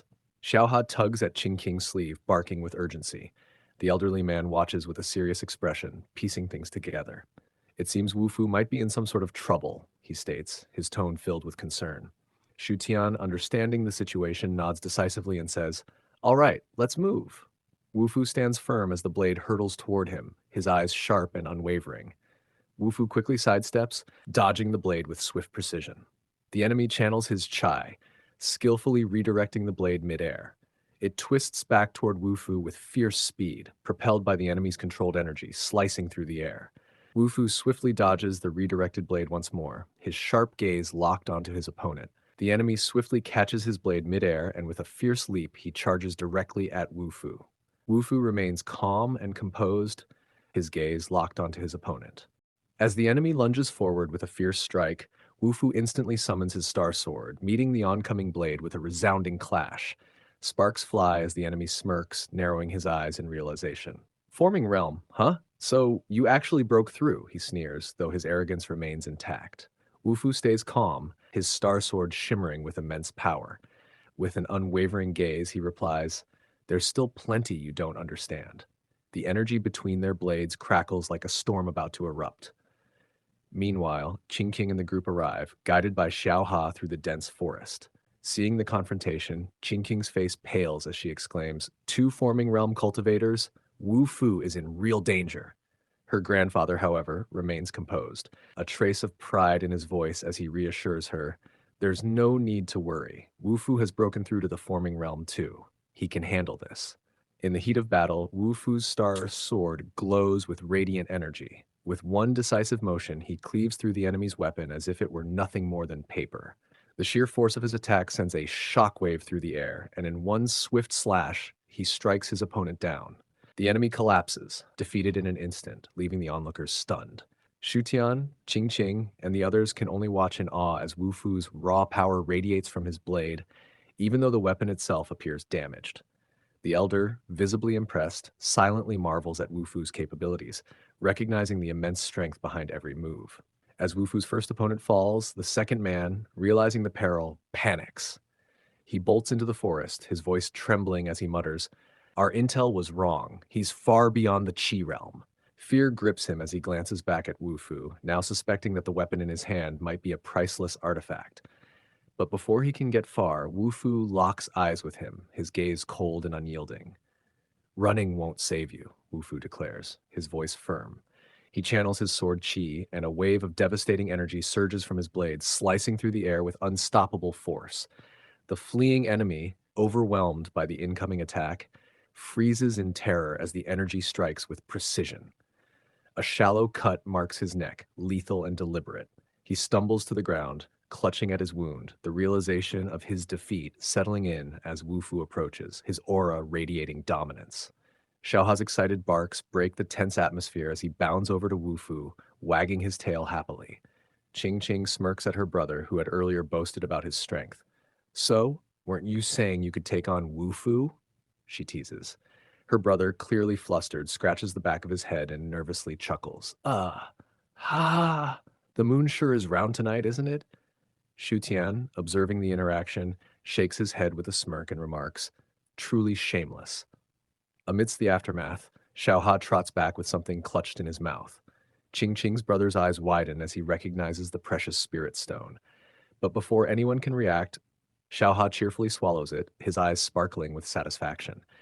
Qing Qing's brother stares in disbelief, his voice filled with exasperation as he grumbles, "Unbelievable, such a priceless stone, and it's gone to the dog." Wu Fu observed Xiaoha with a slight smile. "Spirit stones are packed with spiritual energy. Looks like you absorbed it all. Impressive." Xiaoha wagged his tail proudly, his new fierce look catching everyone's attention. They exchanged glances but shrugged it off, deciding to act as if nothing unusual had happened. Turning away, they headed back to the mansion, leaving Xiaoha content in his triumph. Back at Wu Fu's mansion, sleek black cars rolled up and came to a halt. Hetiangastang stepped out, his impatience clear as he glanced around. "I only sent them to look into Wu Fu's background," he muttered under his breath. "What could possibly be taking this long?" Frustration boiling over, he shouted, "Wu Fu, come out and face me for what you've done." As Shu Tian and his family approached, Hetiangang's men exchanged uneasy glances. "Why is the Shu family here?" One of them muttered, concerned. Another whispered, "Did they get to Wu Fu first?" Hetiangang smirked, his arrogance showing. "If they've already dealt with him, it saves me the trouble." Beside him, Ye Mengyao sneered, "Finally, he's dead."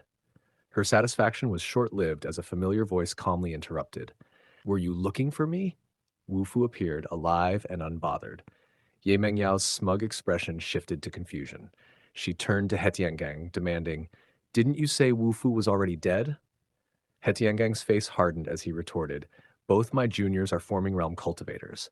Wu Fu was only at the Qi realm. There's no way he could have survived. The Shu family must have interfered."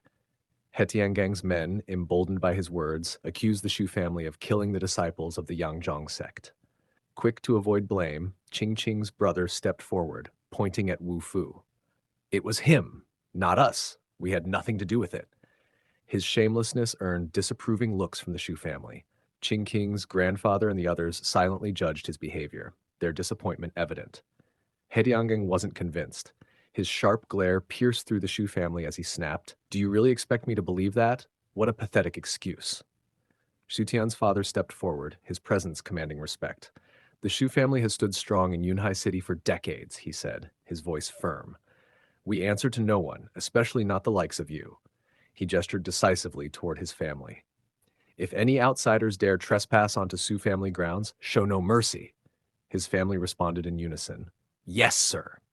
Amidst the heated exchange, Wu Fu stepped forward, carrying the lifeless body of one of Hetiangang's disciples. With calm resolve, he tossed the body to the ground and declared, "I'll handle this myself." He nodded respectfully to the Shu family elders, but his gaze was unwavering as he faced Hetiangang. A powerful surge of sword chi radiated from Wu Fu, the energy rippling through the air with an intensity that stunned onlookers. "Such powerful sword chi," someone murmured in awe.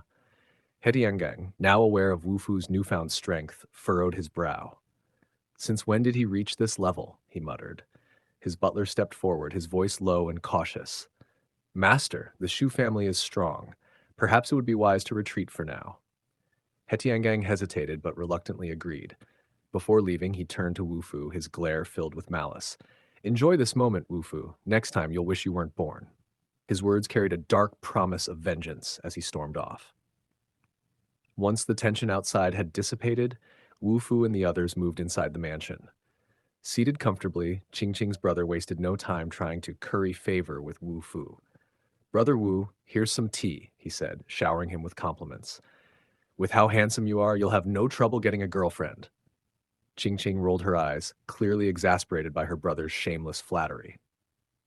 Meanwhile, the elders silently observed Wu Fu, his sharp eyes studying the young man. He speculated about the origins of Wu Fu's immense power, wondering if it hinted at a powerful master in the shadows. As if sensing the elder's curiosity, Wu Fu casually remarked, "My master won't be coming to Yunhai anytime soon." The elder's intrigue deepened, realizing that Wu Fu's confidence hinted at far more than arrogance. He glanced at Qing Qing, silently considering if she could be their bridge to understanding Wu Fu's mysterious background. Back at the dorm, Meng Meng was sound asleep, snoring and muttering, "Meat buns, women all mine," lost in his dream. His peace was abruptly shattered by a loud bang as the door burst open. Startled, Meng Meng bolted upright, his heart racing. His eyes widened in terror as menacing figures surrounded him. One smirked, pointing at him. "This is Wu Fu's closest friend here, apart from Shu Qing Qing." Meng Meng's voice trembled as realization struck. You're He Tiangang?" Tiangang's gaze turned icy. "Wu Fu needs to learn the consequences of crossing me. Let's see how he feels after his friend gets hurt." Fear gripped Meng Meng as the men stepped closer, his whispers barely audible. "No, please." Meanwhile, at the Shu family residence, Wu Fu prepared to leave. "That's it. I need to get back to school," he said firmly. Su Tian called out, "Wait," stepping forward with a small, ornate box. Opening it, he revealed two glowing blue pills. Qing Qing's brother, clearly amazed, exclaimed, "Spirit God pills." These rare pills, known for their cultivation-enhancing power, were a valuable gift. Wu Fu looked at the pills, intrigued but calm. "What's this?" he asked. Shu Tian explained, "A token of gratitude from my father for saving Qing Qing twice. Just spirit god pills, nothing grand." Qing Qing's brother interjected, "Second elder, these pills are rare and only useful at the mysterious realm. Isn't it too early to give them away?" Shu Tian's father dismissed his concerns with authority. "Qing Qing is my only granddaughter. Wu Fu has saved her life twice. I don't need anyone's approval to show my thanks." Wu Fu examined the pills, then humbly said, "These are too valuable for me. Using them would be a waste." Qing Qing, annoyed, snapped, "Who said you should use them now?" Wu Fu explained calmly that he had other means of strengthening his cultivation. Qing Qing's brother smirked, thinking, "At least he knows his limits." Wu Fu politely declined the pills and instead requested help locating the missing fragments of his sword. Qing Qing, puzzled, said, "These pills are worth far more than your broken sword. Are you dumb?" Wu Fu, taken aback, asked why she would belittle his treasured weapon. To prove his point, Wu Fu swung his sword, unleashing a shockwave that split the ground. The onlookers gasped, sensing its immense power. Qing Qing's grandfather, in awe, realized the sword rivaled artifacts wielded by high-level cultivators. Examining the sword, the elder mused, "Is this a treasure from your master?" Wu Fu hesitated before replying, "It's not from this world." The elder agreed to help find the missing fragments, saying, "Let me see what I can do." Wu Fu bowed in gratitude and departed with a respectful nod. Back at Yunhai University, a bus screeched to a halt at the gates. A group of rival students stepped off, led by a confident young man. "Yunhai University," he announced smugly. Spotting Joshun from a distance, one of them called out mockingly, "Hey, Joshun, if we win again, will you kneel to welcome us?" Their taunts echoed as they laughed. Joshun spotted Wu Fu nearby, his mind sparking with an idea. Feigning nervousness, Joshun glared at the rival leader, saying, "Just because you won last time doesn't mean it'll happen again. Our first years are stronger this year." The leader scoffed, reaching out to pet Josun in a patronizing manner. Josun slapped his hand away with a glare, his defiance clear. The leader grabbed Josun's collar. "Don't get cocky, kid. You and your school don't stand a chance." Feigning panic, Josun called out, "Wu Fu, save me!" Glancing at Wu Fu, hoping to get him involved, the rival leader punched Zhou Shun, laughing cruelly. "You're just trash. Why don't you fetch that girl Lu Lin for us?" Seizing the opportunity, Zhou Shun called out again, "Wu Fu, aren't you supposed to be Yunhai University's pride? Why don't you show them what you've got?"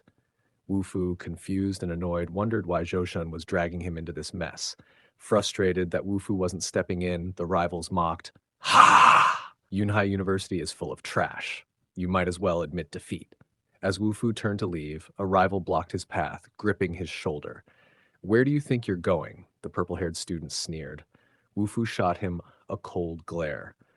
Without a word, Wu Fu swiftly kicked the student away, sending him flying effortlessly. "If you have something to say, approach me calmly," Wu Fu remarked, his tone cool and controlled. "Violence is a waste of time." As Wu Fu stood calmly, his opponent Wang Gang, enraged by the confrontation, unleashed the fierce aura of his family's famed technique, the fierce Tiger King fist. Flames of energy ignited around him, creating intense heat as he prepared to strike, drawing a crowd of onlookers. A worried voice urged restraint. "The fierce Tiger King fist is powerful. Don't overdo it and end up hurting him too badly." Another reassured, "Relax. He's only aiming to intimidate." Wang Gang, blazing with intense flames, lunged forward, his fist glowing with the power of his family's technique. The ground shook with each step as he closed the distance, determined to land a decisive blow. But Wu Fu's sharp gaze never wavered, focused and ready to respond to the oncoming attack. As the fierce attack was unleashed, the crowd held their breath, their eyes wide in disbelief.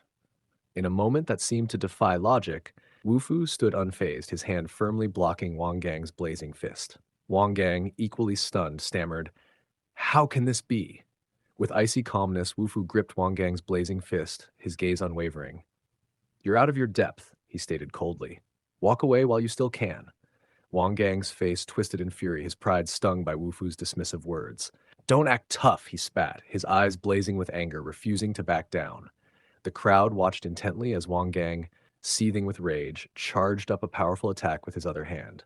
"Is he finally getting serious?" someone whispered. Wu Fu, unfazed, watched him calmly. "Still not backing down?" he thought, while Wang Gang roared, "I'll show you the price of acting tough." Wang Gang unleashed a flurry of attacks, each strike more intense than the last, but Wu Fu blocked each one with effortless precision. Onlookers watched in awe, while Lu Lin in the crowd, sensing the escalation, shouted, "Quick, go and save him." With a swift and powerful kick, Wu Fu sent Wang Gang sprawling across the ground. Lu Lin and the others watched, stunned by his strength. Standing over his fallen adversary, Wu Fu's voice was calm but firm. "I told you, you're no match for me." His gaze held no sympathy, only quiet, unshakable confidence. Two students from the rival universities stared at Wu Fu, bewildered. "You're from the student council, right?" one of them stammered, his voice filled with uncertainty as he pointed at Wu Fu. Wu Fu looked genuinely confused, scratching his head. "I'm sorry, I think, if I really think about it, I'm—" The girl's eyes narrowed, suspiciously sizing him up. "Just as I thought. You're from Yunhai University's student council." She sneered, misinterpreting his reaction. "How despicable, acting all innocent like a harmless sheep, only to reveal yourself as a hidden tiger." Wu Fu's face brightened as a thought struck him, recalling his supposed affiliation with the martial arts club. The girl eyed him skeptically, clearly unconvinced by his claim, as she reminded him that the student council held the title of the school's strongest group. She shifted attention to Lu Lin, expressing hope that Wu Fu would step up in the next challenge from Shi College. Lu Lin accepted the notion with a confident nod, ready to showcase Yunhai University's strength. Wu Fu questioned the girl's audacity, his tone hinting at irritation as he asked if she had sought his permission. The girl, unbothered, reminded him of her position as the student council president, asserting that she didn't need to ask for anyone's approval. She continued, explaining how the mess left by He Tiangang had been cleaned up by the council, calling her intervention a small repayment. Wu Fu processed her words, realizing that this was likely the reason no one at school had dared to challenge him recently. Reluctantly, Wu Fu agreed, telling her he'd let it slide just this once. She instructed him to meet her in the student council meeting room later, and he nodded, accepting her request. As she walked away, she couldn't help but reflect on Wu Fu's unexpected strength. Despite only advancing a few days ago, he had already defeated Shi College's Wang Gang, known as the Fierce Tiger King, someone who had been in the forming realm for much longer. The student council president smirked, confident they might finally beat Shi College in the exchange program thanks to Wu Fu. After meeting at the student council room, they discussed the upcoming competition with Shi College. However, another council member voiced concern, thinking it was risky to let a first year like Wu Fu participate against Shi College's mysterious realm experts. In the meeting room, the student council president asserted that they represented the strongest force in Yunhai and made it clear that another failure against Shi College would have consequences, hinting at a possible shakeup in the council. With the intense atmosphere lingering, Wu Fu asked if he could leave, and she reminded him not to be late for the afternoon exchange program. The student council president warned Wu Fu not to get overconfident, reminding him that there were opponents even stronger than Wang Gang. Wu Fu, slightly skeptical, wondered how powerful this so-called mysterious realm could really be. Another council member chimed in, cautioning him not to assume he was unbeatable just because he defeated Shi College's Wang Gang. As Wu Fu reached for the door, a council member called out, demanding he acknowledge his senior. Ignoring the warning, Wu Fu prepared to leave, but the council member, growing frustrated, shouted, "Ignorant brat!" and reached out, attempting to grab him. Wu Fu's eyes narrowed, showing a hint of irritation at the interruption. A loud boom echoed through the room as Wu Fu's fist made contact, leaving a trail of smoke drifting from his knuckles. The council member, who had been confident moments before, now stared at Wu Fu with a look of sheer terror, clearly shaken by the unexpected display of strength. The wall bore the aftermath of Wu Fu's strike, spider-webbed with deep cracks, revealing the sheer power behind his punch. The council member stood nearby, visibly shaken as Wu Fu left the room, realizing the extent of his strength. Watching from a distance, the council president's expression softened into a slight smirk, thinking to herself that perhaps there was hope for their team after all. Back in the dorm, Meng Meng sat on the floor, clutching his bruised face. He winced, muttering under his breath, "If Wu Fu finds out, he'll flip." Determined to avoid more trouble, he decided to stay quiet. Just as he let out a sigh, the door swung open and Wu Fu walked in. His eyes instantly locked onto Meng Meng's bruises. "Was it He Tiangang?" Wu Fu asked, his voice calm but sharp. Meng Meng flinched and quickly shook his head. "I just fell," he stammered. Wu Fu's gaze hardened, clearly unconvinced. "If it was him," Wu Fu said firmly, "I'll make him apologize in person." The exchange program began, and Shi College students arrived. The air buzzed with whispers. Why would Yunhai send a first year, one student wondered. President Liu silenced the doubts with a simple response. "You'll see soon enough." As Wu Fu entered the courtyard, the murmurs in the crowd grew louder. "Look, he's here," a girl whispered, glancing toward him. A senior from Yunhai University stepped forward, a smug expression on his face. "Humph, it's my duty to protect the honor of our esteemed student council," he declared proudly. A girl beside him, noticing his intent, hurriedly tried to stop him. "No, don't pick a fight with him. President Liu will get angry," she said, her voice filled with worry. Ignoring her entirely, the senior continued to approach Wu Fu. He smirked and called out, "Hey, kid, do you want to join the exchange program? You'll have to go through me first." Wu Fu didn't respond, his calm expression betraying no emotion. His silence only fueled the senior's arrogance. The girl, now desperate, stepped forward and tugged at the senior's sleeve. Ouch! If you don't stop, President Liu will get really mad, she exclaimed, pulling harder to hold him back. Annoyed, the senior snapped, Let go already. He shook her off roughly, fixing his attention back on Wu Fu with a determined look. Finally, Wu Fu broke his silence, his voice calm and dismissive. If this is what I have to deal with, I'd rather not participate. Before Wu Fu could leave, a sharp voice rang out, stopping him in his tracks. Wu Fu, don't think about running away now. You already agreed to participate. It was President Liu, her commanding tone resonating through the courtyard. The senior's smirk deepened as he saw Wu Fu pause. Seizing the moment, he sneaked behind Wu Fu and launched a surprise attack. His kick came fast and aimed directly at Wu Fu's back. But before it could land, Wu Fu reacted effortlessly. Without even turning, he unleashed a wave of energy that deflected the strike with ease. The force pushed the senior backward, but he landed smoothly on his feet, his balance intact. Despite his confident recovery, a look of disbelief flashed across his face. Beads of sweat dotted his brow as he muttered under his breath, Since when did first-year students become this strong? Wu Fu turned to face him, his expression calm yet icy. He raised a hand slightly, motioning for the senior to step forward. Want to try again? He asked coldly. The senior froze, his earlier arrogance completely shattered. And no, he stammered, stepping back instinctively. His pride had crumbled in front of the watching crowd. At that moment, a voice cut through the silence, drawing everyone's attention. Ah, it seems like the competition has already started, said Shu Qing as she strode confidently into the courtyard. The second-year student, flanked by a cultivator from the forming realm, exuded authority and command, her very presence silencing the whispers of the crowd.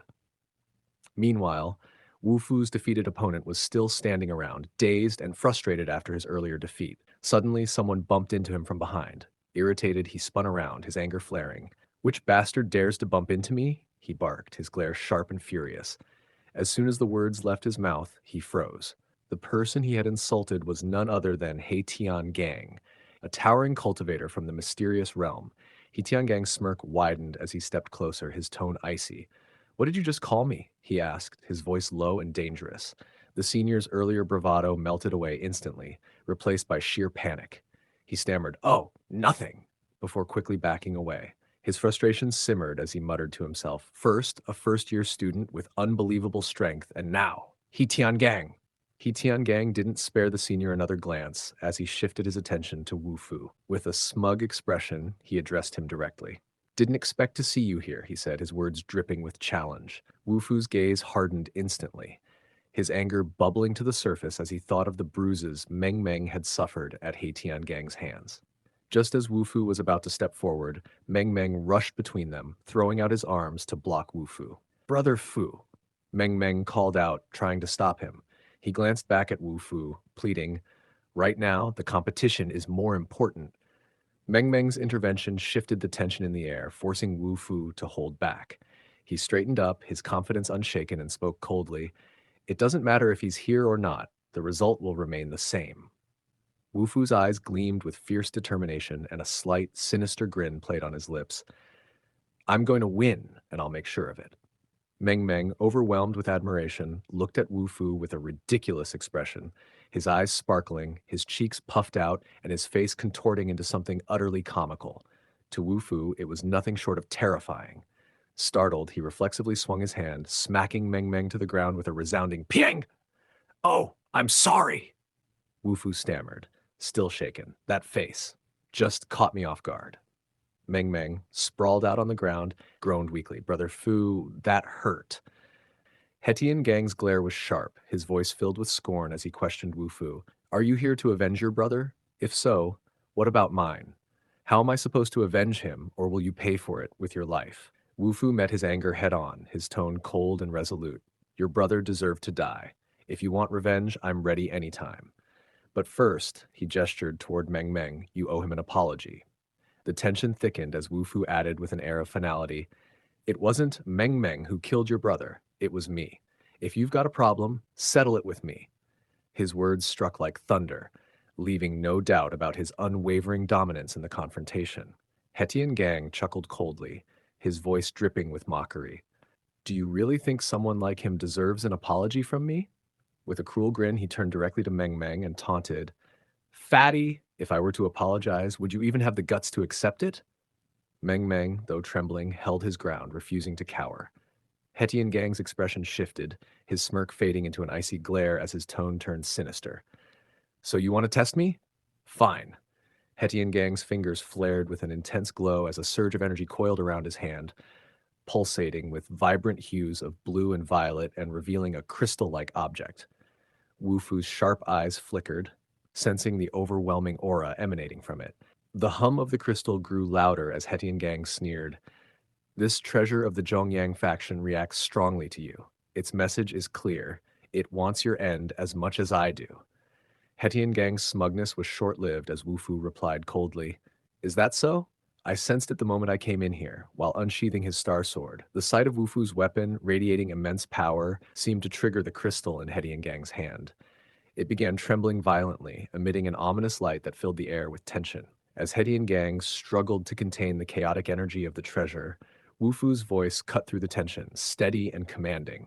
Come to me, my sword's fragment. The fragment of the treasure, trembling with immense energy, resisted Hedian Gang's control and shot toward Wu Fu. The crystal fragment, imbued with a divine essence, merged seamlessly with Wu Fu's sword, transforming it into an even mightier weapon. With a commanding aura, Wu Fu raised his star sword, unleashing a torrent of radiant sword chi that filled the arena.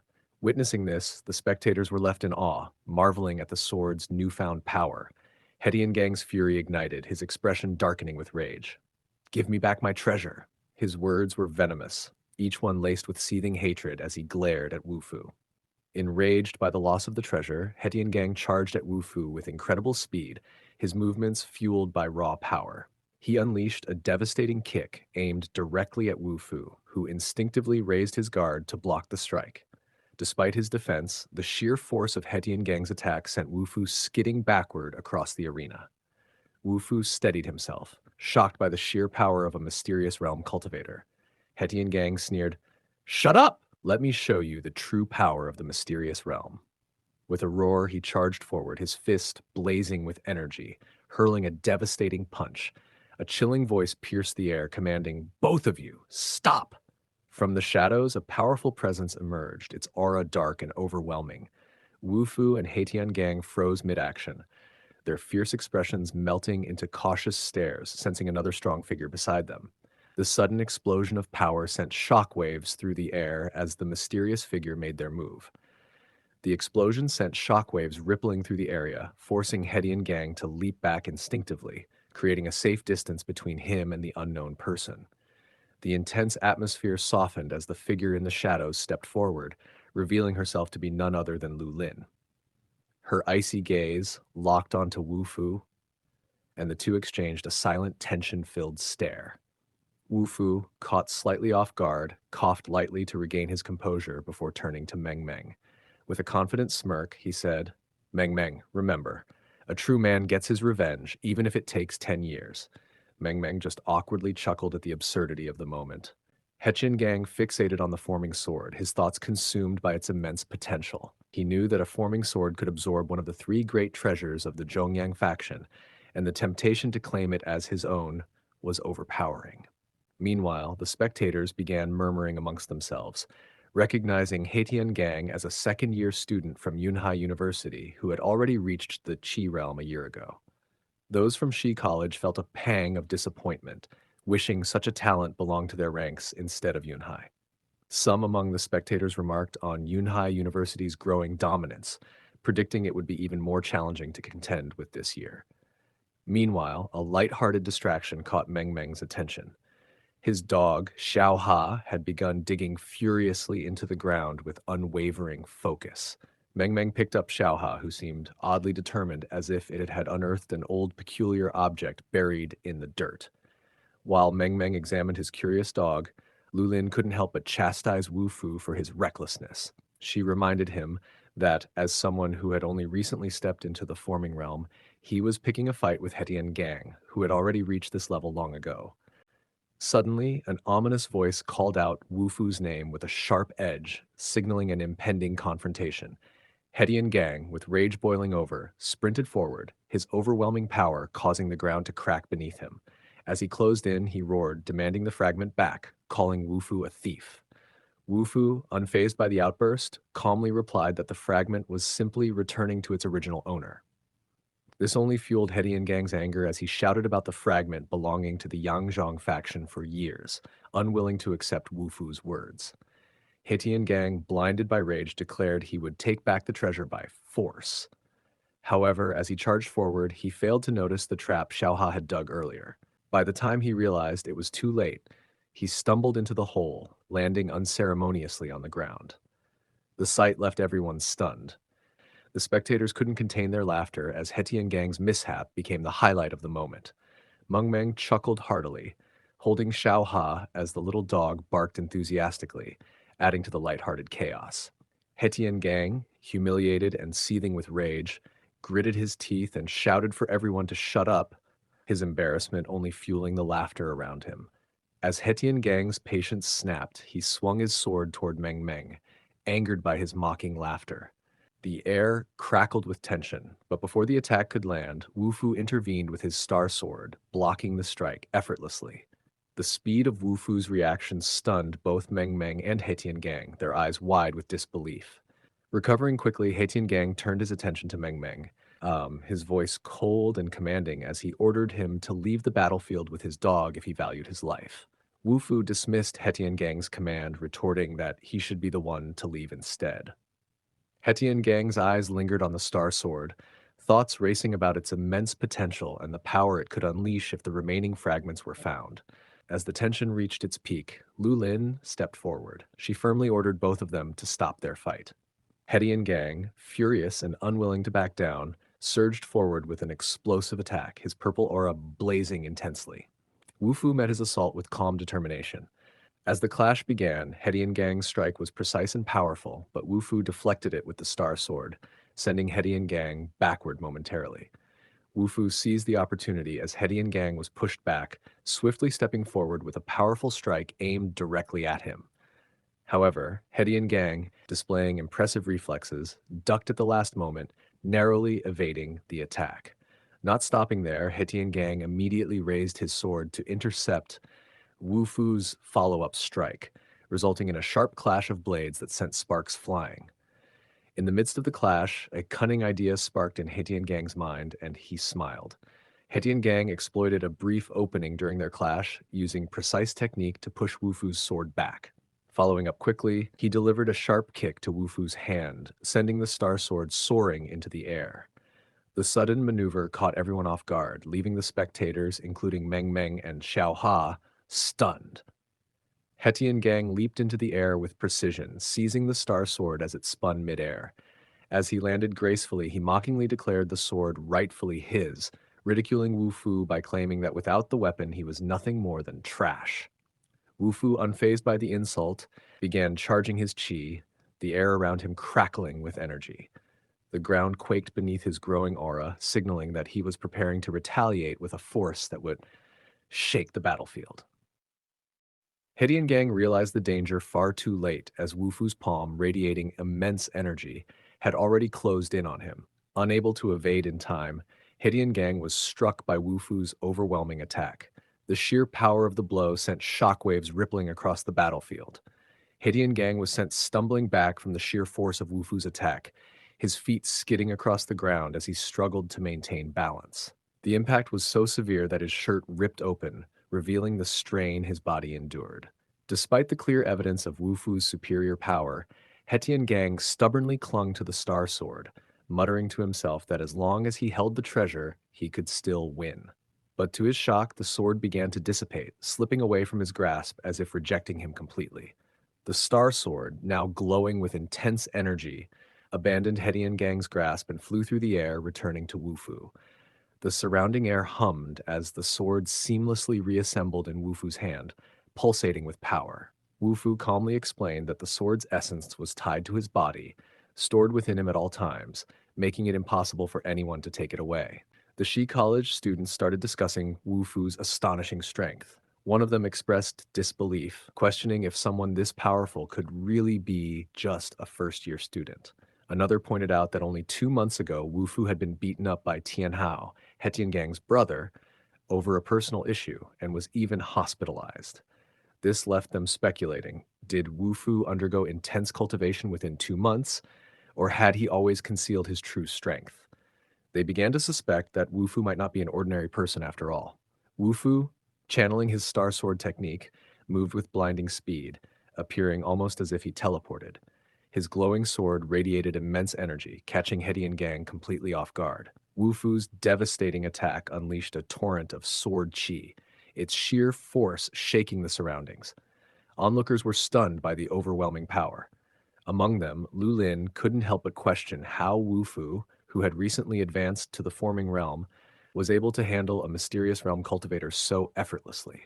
He Tiangang struggled to stay on his feet after Wu Fu's relentless assault. His body trembled and his mind raced with disbelief. But before he could even gather his thoughts, a terrifying presence surged through the air. Wu Fu stood still, his figure shrouded in a glowing aura as he began channeling an even greater amount of chai. As Wu Fu's chai intensified, it began to manifest into a colossal and awe-inspiring form, reflecting his overwhelming power. He Tiangang's eyes widened with fear and realization. The sheer energy emanating from the manifestation made it clear that if this attack landed, he wouldn't stand a chance. Understanding the gravity of the situation, He Tiangang decided that retreat was the only option, but not without vowing revenge. His gaze burned with anger as he declared, "Wu Fu, I will never forget this humiliation. One day, I will return to settle this grudge." With that, he turned to leave.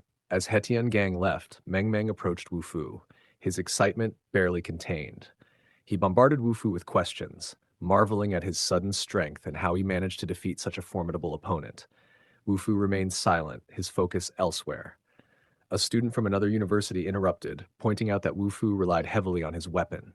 His tone carried a hint of condescension, implying that Wu Fu's victory was due to the power of his star sword rather than his own abilities.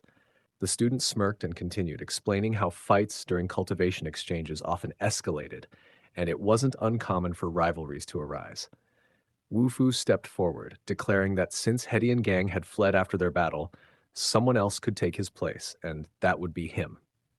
He confidently asked who would dare to step up as his first opponent. One of the students sneered, dismissing Wu Fu's confidence. They argued that his strength relied heavily on his item, and just because he had the star sword didn't mean he was invincible. Another added that Wu Fu had only recently advanced to the forming realm and wouldn't stand a chance against their leader, even with the sword's power. Wu Fu, unimpressed, waved off their taunts. With a cold demeanor, he invited them all to come at him together if they thought they stood a chance. The Shi University student pulled out a massive glowing axe and coldly warned Wu Fu. He told him there was still a chance to apologize, but if he refused, the axe would teach him a lesson, and no sword of his could save him.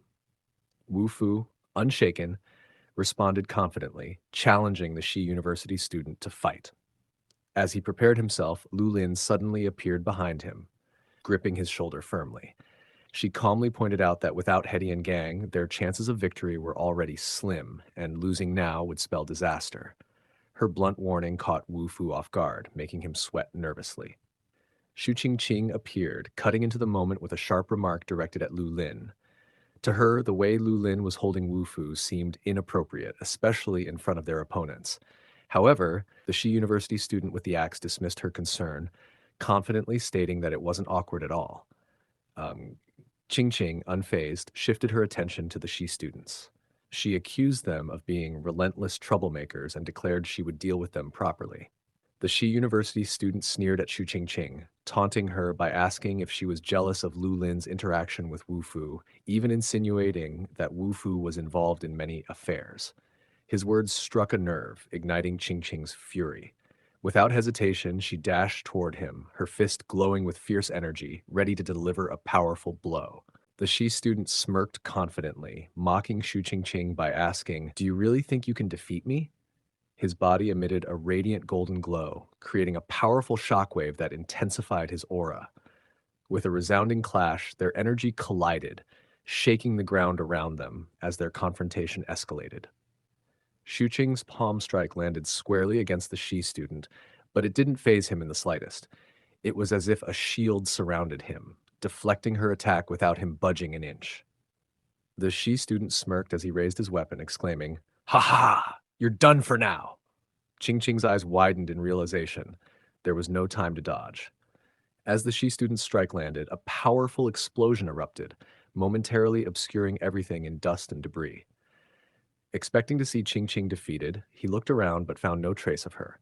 Instead, his eyes widened in shock as he caught a glimpse of a figure moving at incredible speed, carrying Ching Ching safely away. As the dust settled and the figure holding Ching Ching emerged, the Shi student froze in realization. It was Wu Fu, standing tall with Ching Ching still in his arms. His gaze was cold and piercing as he declared, "I am your opponent, not her." Ching Ching, still in shock, looked up at him and stammered, "Wu Fu." The Shi student smirked, gripping his massive weapon.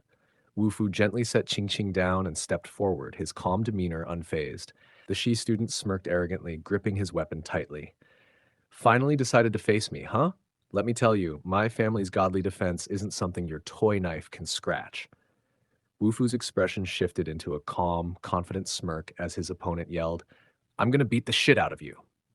The student charged at him with all his might.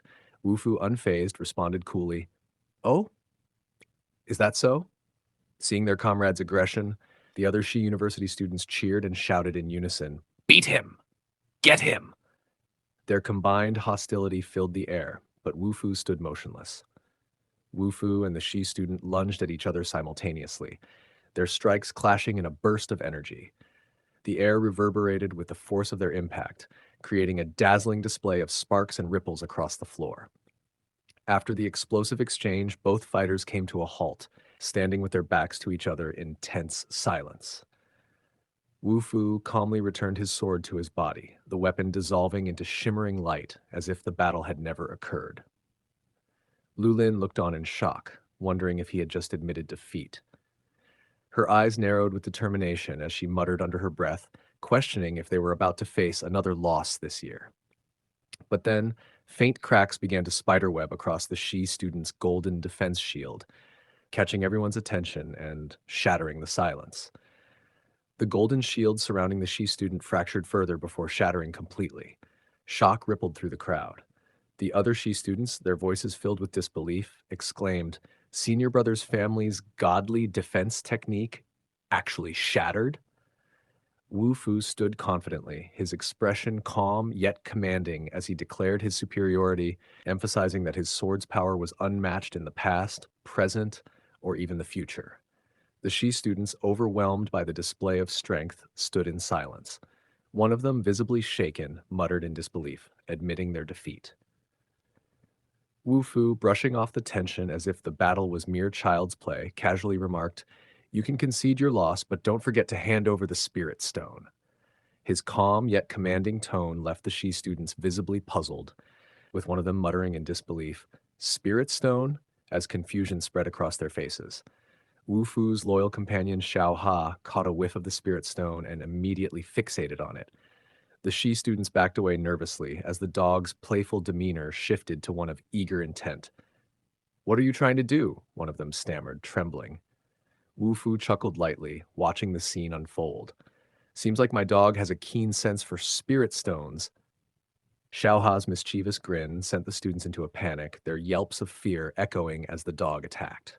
The scene transitions to a tranquil courtyard surrounded by greenery, where a servant kneels before his master in a traditional chamber.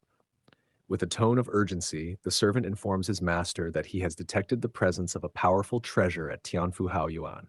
The elderly master extends his hand, revealing a glowing fragment enveloped in an ethereal aura. The servant, wide-eyed with curiosity, hesitantly asks, "Master, what is that?" Between strained coughs, the master explains with a grave tone, "This divine artifact is unique. If you locate its rightful owner, return these fragments to them." His words carry both mystery and urgency. The servant bowed deeply, feigning loyalty as he accepted the command. On the surface, he appeared dutiful and sincere, but his eyes betrayed a fleeting flicker of ambition. Deep down, his thoughts twisted with selfish intent, convinced that the divine weapon was destined for him alone. Despite his outward obedience, it was clear that his motives were far from pure. The old master sat cross-legged, coughing heavily as his disciple rushed to support him. Breathing weakly, he admitted his time was running out. If he couldn't reach the Dao realm soon, he would not survive much longer. The scene transitions to a luxurious residence where Ye Mengyao reflects on Wu Fu's newfound strength, his chilling threats still fresh in her mind. Before she can finish her thoughts, she is abruptly silenced by a sharp slap from Hediangang, who stands coldly behind her, commanding silence. Hediangang sat in silence, his mind clouded with thoughts of Wu Fu's strength. He begrudgingly admitted that Wu Fu's power, when using the divine weapon, matched his own. However, his eyes burned with determination as he resolved not to let Wu Fu escape unscathed. As a vehicle sped along a sleek road towards a grand building, the scene shifts to the interior of the grand place. Inside, an old, heavy-set man stood imposingly in front of a luxurious door.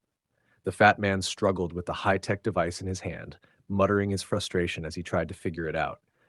Realizing his attempts were futile, he decided to seek assistance. Spotting a young man nearby, he called out, waving him over. While that was happening, a commotion stirred behind him.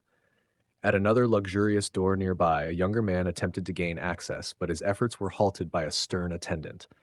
The young man turned out to be Wu Fu, who had been personally invited by Shui Tian. The invitation had come after Shui Tian stumbled upon an item that had piqued Wu Fu's interest. He extended the torn card, explaining nonchalantly, "My dog got a little too excited and tore it up. Does this still work?" The guards glanced at each other. One of them responded curtly, "Apologies, sir, but damaged invitation cards cannot grant you access." As Wu Fu stood calmly in front of the guards, a confident voice cut through the air, mocking Wu Fu's explanation. "Damaged by your dog? Is that even an excuse?" Wu Fu turned his gaze to the newcomer, his expression unflinching. The guards immediately recognized him, addressing him respectfully as Young Master Zhao. Wu Fu, standing unfazed, questioned the guards with a calm tone. "So, an undamaged invitation card is all that's required to gain entry?" The guards confirmed, reiterating the strict rules of the event. Wu Fu's demeanor remained composed as he glanced back, his eyes briefly locking onto the group behind him. "It seems this hurdle isn't as challenging as it appears," he remarked, his confidence evident. Meanwhile, Zhou Shun, sensing the tension, excused himself hurriedly. "I need to handle something," he muttered nervously. However, before he could slip away unnoticed, a firm hand grasped his shoulder, halting him in his tracks. Wu Fu's firm grip on Zhou Shun's shoulder caused the latter to break into a nervous sweat. "Brother, what exactly do you intend to do by touching me like this in public?" he stammered, attempting to feign composure but failing miserably. Wu Fu leaned in closer, his voice cold yet casual. "Tell them that you won't be attending the event," he said, his calm words dripping with an underlying threat. Before Zhou Shun could respond, the fiery red-haired woman beside him, her disdain evident, scoffed and interjected. "Who are you? Zhou Shun doesn't waste his time on nobodies like you." Her tone was condescending, her words meant to belittle. Ignoring the tension, she quickly turned her attention to Zhou Shun, her voice switching to a sugary tone. "Zhou Shun, I just saw a necklace that I really adore. Be a dear and buy it for me," she said, clinging to his arm with an air of entitlement. Zhou Shun, visibly flustered and eager to diffuse the growing tension, forced a strained smile as he retrieved an intact invitation card from his pocket. With a polite, almost exaggerated bow, he extended it toward Wu Fu.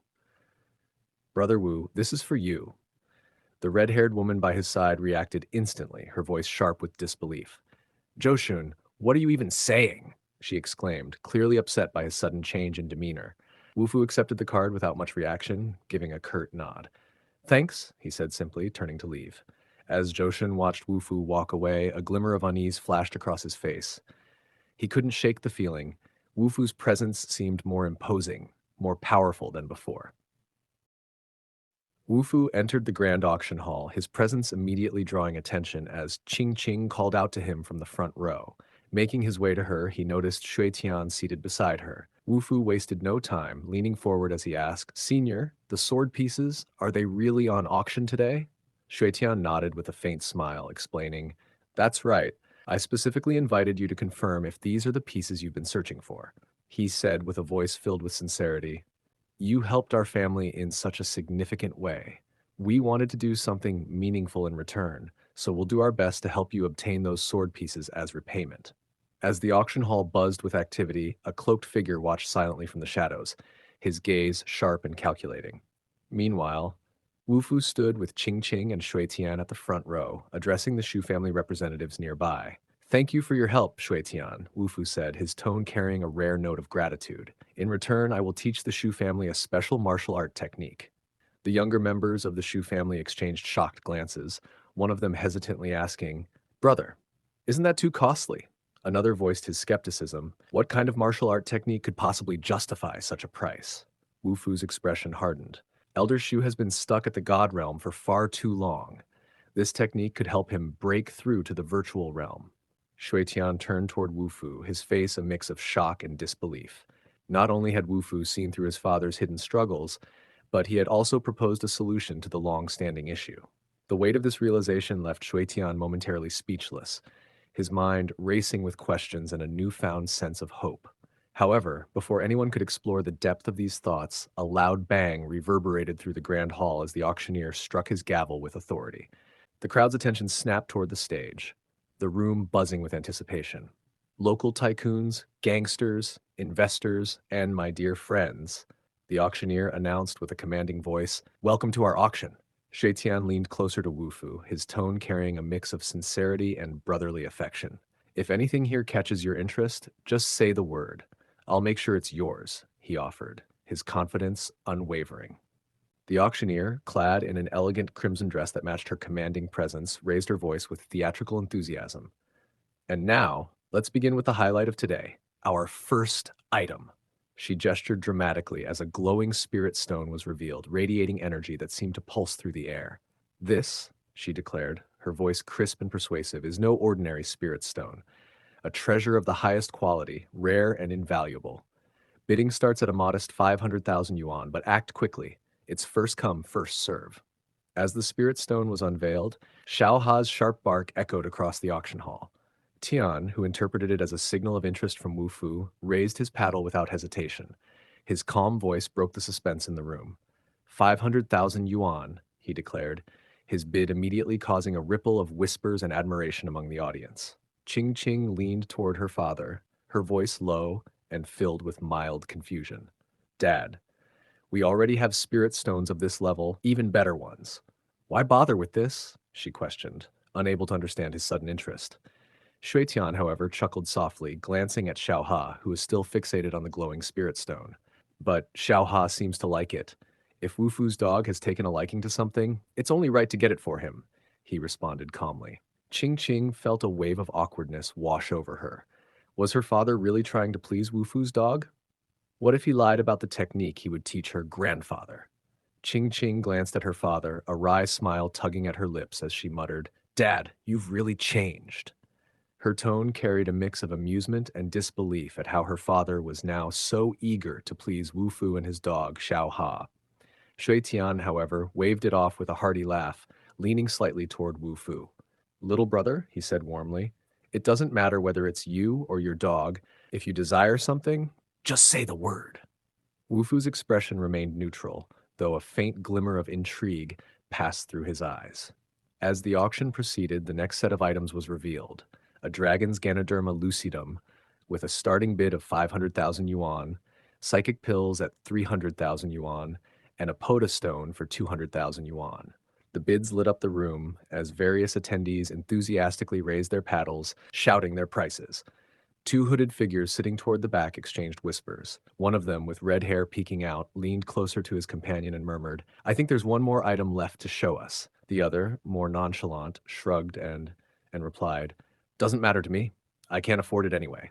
At the front, the lively auctioneer raised her microphone with an infectious smile, her voice ringing through the hall. And now, ladies and gentlemen, we've reached the moment you've all been waiting for. The final item of tonight's auction is something truly extraordinary. She gestured dramatically toward a black draped stand as the room held its collective breath. The highest bidder gets it. And now, with a flourish, she gripped the edge of the cloth, her words trailing off into anticipation as she pulled it back, unveiling the last mysterious treasure. As the black cloth was pulled away, a radiant glow filled the room, casting shimmering patterns of light across the walls. The final item, a fragment of unparalleled brilliance, hovered midair, emanating an almost otherworldly aura. Gasps rippled through the crowd as the cloaked figure stiffened, his concealed gaze fixated on the fragment.